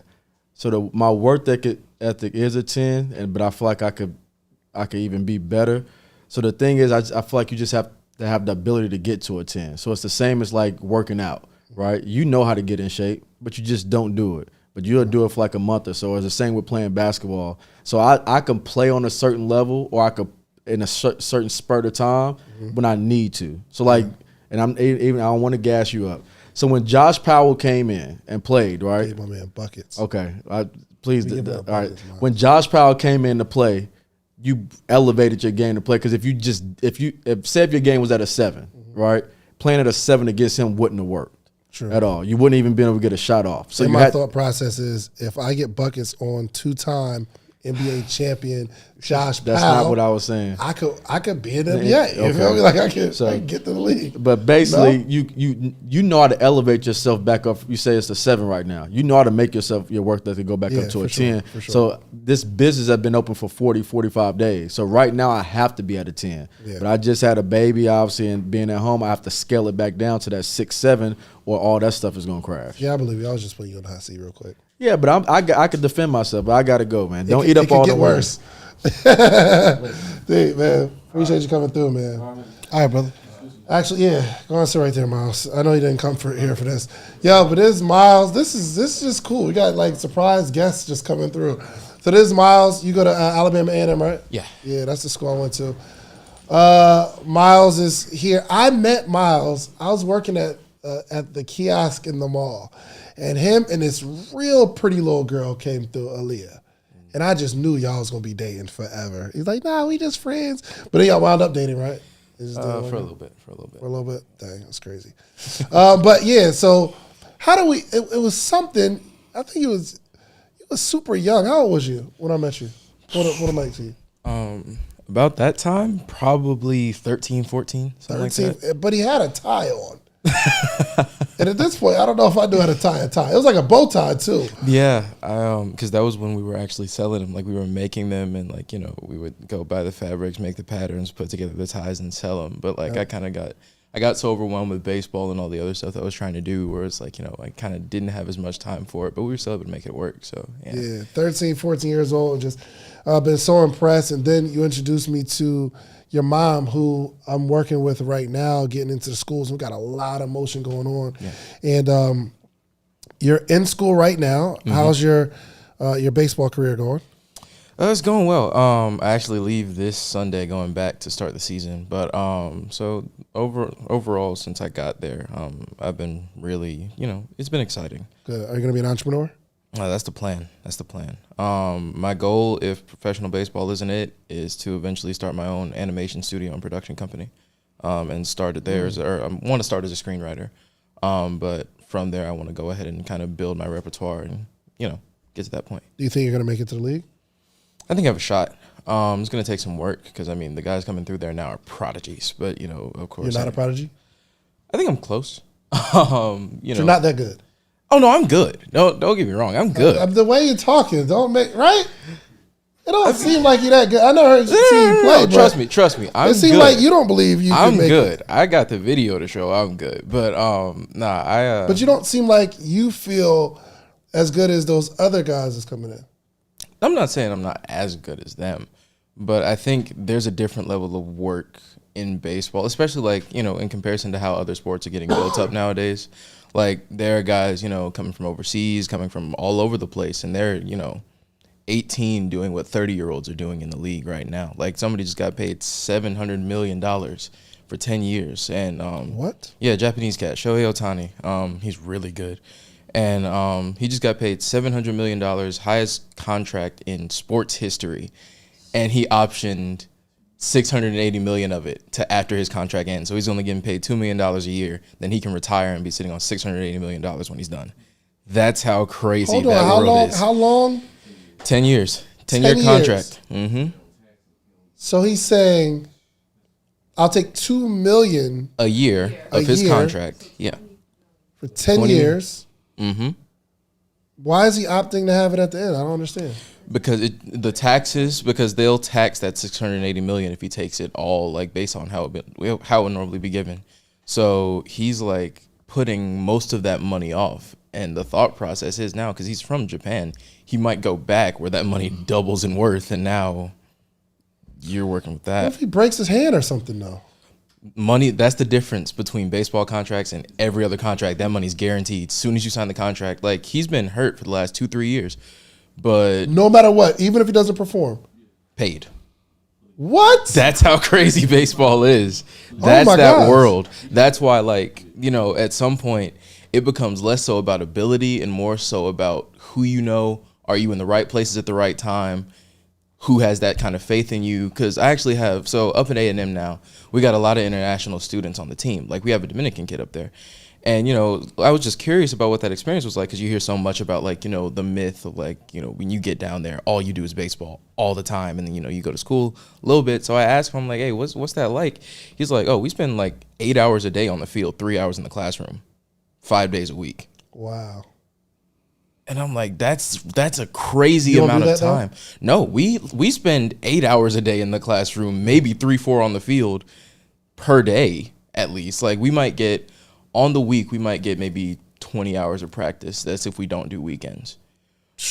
Yeah, but these. So why aren't you spending more time so you can go get this 680 for us? Listen.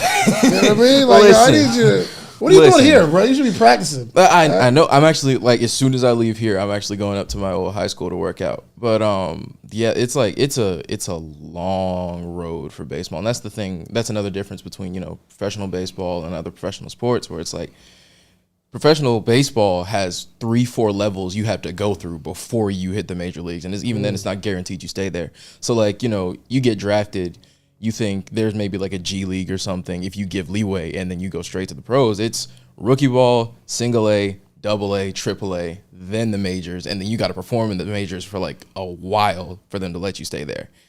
Dang. So like there are guys that'll go, get drafted, say say somebody got drafted in 2020. There are guys who legitimately might not see the league until 2030 or might not see it at all. Yeah. Really? That's baseball. That it's a crazy game. Goodness gracious. All right, let's start this entrepreneurial effort just in case. Okay. Hey, I'm on board. Like the EC. But that's the gamble, right? Yeah. Like I can have my mind focused on, okay, this baseball thing may be far out there, right? Yeah. So I'm gonna do something right now just in case that doesn't work out. But the kid that's practicing 8 hours a day, there's no doubt in his mind. Absolutely not. Because I think, and that's the difference between, American kind of travel ball and then, ball all over the world. Like, even with the Japanese guy who just got paid, like, if you go sit and watch a Japanese practice, like, militaristic almost. It's crazy. Like, there is nobody's out of order, nobody's out of line. Everybody's where they need to be when they need to be. But, like even with different sports, like in America, it's like you got water break and somebody's over there just bull driving. But it's like you need to, you have 2 minutes to get water. You come back and we're ready to go. That's how it works in so many different countries. And it's like the thing about, American baseball is like there's a lot less, there's a lot less focus, I think, especially in my experience, because I've been playing since I was 5. I'm 20 now. It's like, in 15 years in the game, you kind of realize the difference between you and them is that work ethic. Yeah. Just like you were talking about earlier, where it's like you think your worth ethic is a 10, and then you go to this other country and you find out you're a 3. Like 100%. And absolutely. And that's even in entrepreneurship. Like for me with screenwriting, because I just took my screenwriting class this past semester. And that's like one of my passions, or my passion really. I've always wanted to tell stories. That's what I love to do. And I think even then, trying to balance screenwriting, baseball with a personal life, with, trying to make sure I get all my work done. And then, because it's not like I'm just taking that one class. I'm taking. You date up there? Yeah, I do. I'm actually in, we just hit a year in October. Yeah. Oh, wow. Congratulations. You ever snuck into a dorm? I feel like I'm not at liberty to answer that. Well, I done snuck in West. Hey, listen. We didn't. So for those that are listening, you've been to Alabama A&M. They built West. They had Stevenson. That was the mill. Oh my God, we don't talk about Stevenson anymore, bro. Like they built a new dorm, and that's where I stay in now, Hughini. But I was in Foster. Yeah, I was in Foster It was new when I got there. Oof.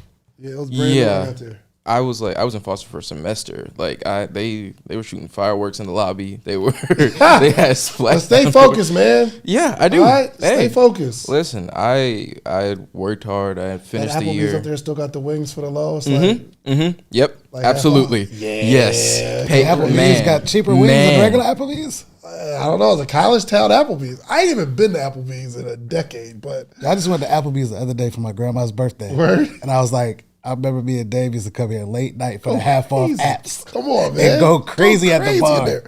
We want all of the apps, every single one of them. They'd act like we was rich. Come on, whatever you want. Let's go. Let's get it.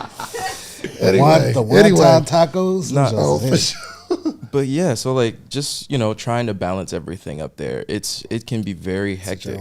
And I think I'm up to that challenge. I think I would be doing myself a disservice if I sacrificed one for the other, because I think both have something to teach me, or at least at this stage in life. Like if I'm 23, 24, still talking about I'm gonna go play professional baseball, and there are people getting drafted at 18 playing right now. Yeah, it's like have a plan. But the thing is, and there's no right or wrong. It's just how you approach life. Mm-hmm. But the way you accomplish something is having to sacrifice something. Absolutely. Now, there's always this possibility that you'll have to sacrifice this thing and it doesn't work out. But you'll never know until you do it. So there are going to be, I hope you have that conversation with your girlfriend, like, I'm going somewhere. And I'm not gonna give you as much time as you need right now. Yeah. Because there's some things that I need to do. And your dream of kind of like the entrepreneurial endeavor, you would have to disappoint in that sometime to say, baseball, this is it, or the other way around. Yeah. But sacrifice is going to be involved. Absolutely. Period. Yeah. And I think the misconception is like when it comes to being a student athlete, you focus more on you focus primarily on the baseball, and then you just kind of treat school like it's a burden. Mm-hmm. But like, I was raised in a black household, so like I could be great at baseball, but if I bring home a 2.5 GPA, and your mom been in the education space for 20 years, man. So it's like, imagine bringing a teacher a 2.5, like nah. So like even in having to work, I'm blessed to say I was able to pull out a 3.8 GPA over the last 3 years. So I'm staying on top of everything. No doubt. Congratulations. Thank you. But it's just prioritizing when you need to. Did Nella go get the food? It's at the front. Okay. All right, cool. Let's we're gonna wrap this a little closer. What we were talking about is what it takes to be successful. The wings. He said the food is here. He said it's here. That's what he said. He just texted me. He said you got to go get the food. Food there outside. They might have kept it outside. All right, what it takes to be successful. 1 is an unwavering faith. Number 2, you need the resources, but you got to be resourceful to get the resources. 3, it takes a work ethic. If you are going to operate in a successful space, in any space, it's going to take work ethic. Number 4, it's going to be your ability to fight. And life is going to throw a lot at you. And you've got to be able to like really get in the fight and be able to overcome it. There are a lot of people who just don't overcome the slander. They don't overcome the down seasons. There might be some sort of change in the industry, and you're like, well, I need to get out of the industry because there's a change, versus fighting against it and being able to figure out how to make this thing work. So you're going to have to learn how to fight. And 5, you got to be able to take a punch, because life is going to punch on you. What's the hardest thing y'all have had to endure this year? The hardest thing. Have you taken a blow this year? Actually. So just off the top of my head. So since I'm from out of state, I'm going to A&M, and I came from I went to a junior college for baseball at first, and then I transferred in there. So I was able to get, the transfer merit scholarship. And so last year I was, on the road all the time for ball, but I was still trying to, stay on top of my grades. And apparently, so there was one class on my schedule that I didn't realize because I was so busy. I didn't realize it had been duplicated. So I took the same class 2 semesters in a row, right? We didn't realize it until, so one year, or my fall semester, I took it in person. My spring semester, I took it online, but it was a different listing in the in the scheduling thing. So, I'm thinking, all right, I'm just, staying on top of my grades, and lo and behold, I've duplicated a class. So immediately after I find out, I'm like panicking. I'm like, how did this slip my mind? How did I not pay attention? Now dad's on me, mom's on me, so I'm just trying to make sure I navigate it well. This coming year, I find out that I'm a few credits short because of the duplication. You're supposed to graduate, right? Yeah. We were able to get it worked out, but the way it was listed, it duplicated that class, so the credits didn't count. So to have the transfer merit scholarship, you need to have 31 credit hours at the time. I had 29 because it duplicated. And now I'd have to fight somebody. Man. So at that point, my thought process was, okay, that's $8,000 of scholarship money that just poof. you know? So now I'm trying to figure out, okay, what do I need to do to apply for different scholarships to stay in school, yada, yada, yada. Who do I need to go to for maybe an appeal process? Because that was like the academic advisor at the time was the one who scheduled that. So it's like, okay, maybe I can let them know since I was on the road, we can kind of work something out, which we were able to eventually. I think he would have just dropped out. Really? I was thinking of, so Yo, so I was thinking, cause like, yeah, actually, I went through something like that with A&M. Like, I went a whole year, and then here's what's crazy. Something happened where they said, well, I can't go back the next school year, the next semester, because I owed some amount of money for something. I don't even know what the something was. that is happening to 2,000 students on campus right now. Really? And I was the person, I just went home. Then I got a job at a car dealership washing cars. And I just was like, all right, how much I need? Just stack money saved up. the money, and then I came back. Yeah. I didn't even do no research. Yeah, that's how it's going. Like, so A&M admitted 2,000 freshmen this year, if I'm not mistaken. Housing, HBCUs, man, I love y'all. housing wasn't able to accommodate at the time, so they're having to put 2, 3, 4 beds in a room. And it's Really? like, yeah, per room, per suite. So imagine Foster, those rooms with 3 beds in it, 1 shower. With 3 beds. 3 beds in the room. So you know you normally have like you have the 2 desks, you have the dresser, and then you have like you got 3 beds, you got the 2 desks like off to the side, so you're like boxed in. And thankfully I wasn't staying in there at the time, but there were a lot of freshmen that were having to deal with that. And so now you have a lot of people who, number one, can't afford to pay the balance because there are a lot of scholarships that are getting cut down. Yeah. The point is, when you go through that stuff, what do you do? Right. Like, what do you do? And here's a update. That stuff is going to happen your entire life, your entire career, especially if you're trying to build something. That stuff will happen. Don't be surprised by weird stuff that happens. It happens all the time. You got a pretty chill life, though, B. You don't have too much happen to you, huh? I mean, I got stuff that happens. Like stuff happened with my son this year. Yeah. That was the worst. That was the toughest thing I dealt with this year. Bro, life just doesn't stop, man. Listen, moral of the story, guys. If you want something, you're going to have to fight for it and work day and night for it. Did you bring them in here? No, we about to. Yeah, okay. Well, all right, y'all. Do we have any other callers? Any calls, texts? Okay. Because I'm about to eat these wings, and I'm about to go lay back down, and I'm going to drink some more Dayquil and Robitussin. It is going down when I go to the house. And then I'm going to try to figure out a way to keep my kids from knowing I'm home. I'll be having to, like, creep in the house somehow like a ninja. You know what I mean? Because if not, they on me. So, listen, y'all, thank you so much. This is a little shorter than we normally go, but hopefully this was valuable for you all. If you are in the morning meetup, you already know we have an amazing month coming up. If you're not in the morning meetup, you need to join the morning meetup. It is an organization we gather every single morning, Monday through Friday, where we are teaching you the principles to entrepreneurship, okay?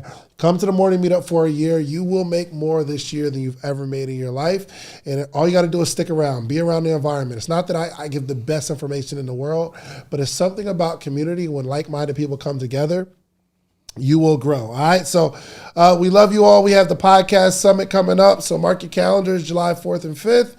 July 4th and 5th, podcast summit in Atlanta, podcastsummit.com. It is going down. Okay. Love you all. We are out here. You're not into it? You're not into it? Free smoke, free smoke. Okay. Free smoke, free I smoke. just got to hit the little finish button.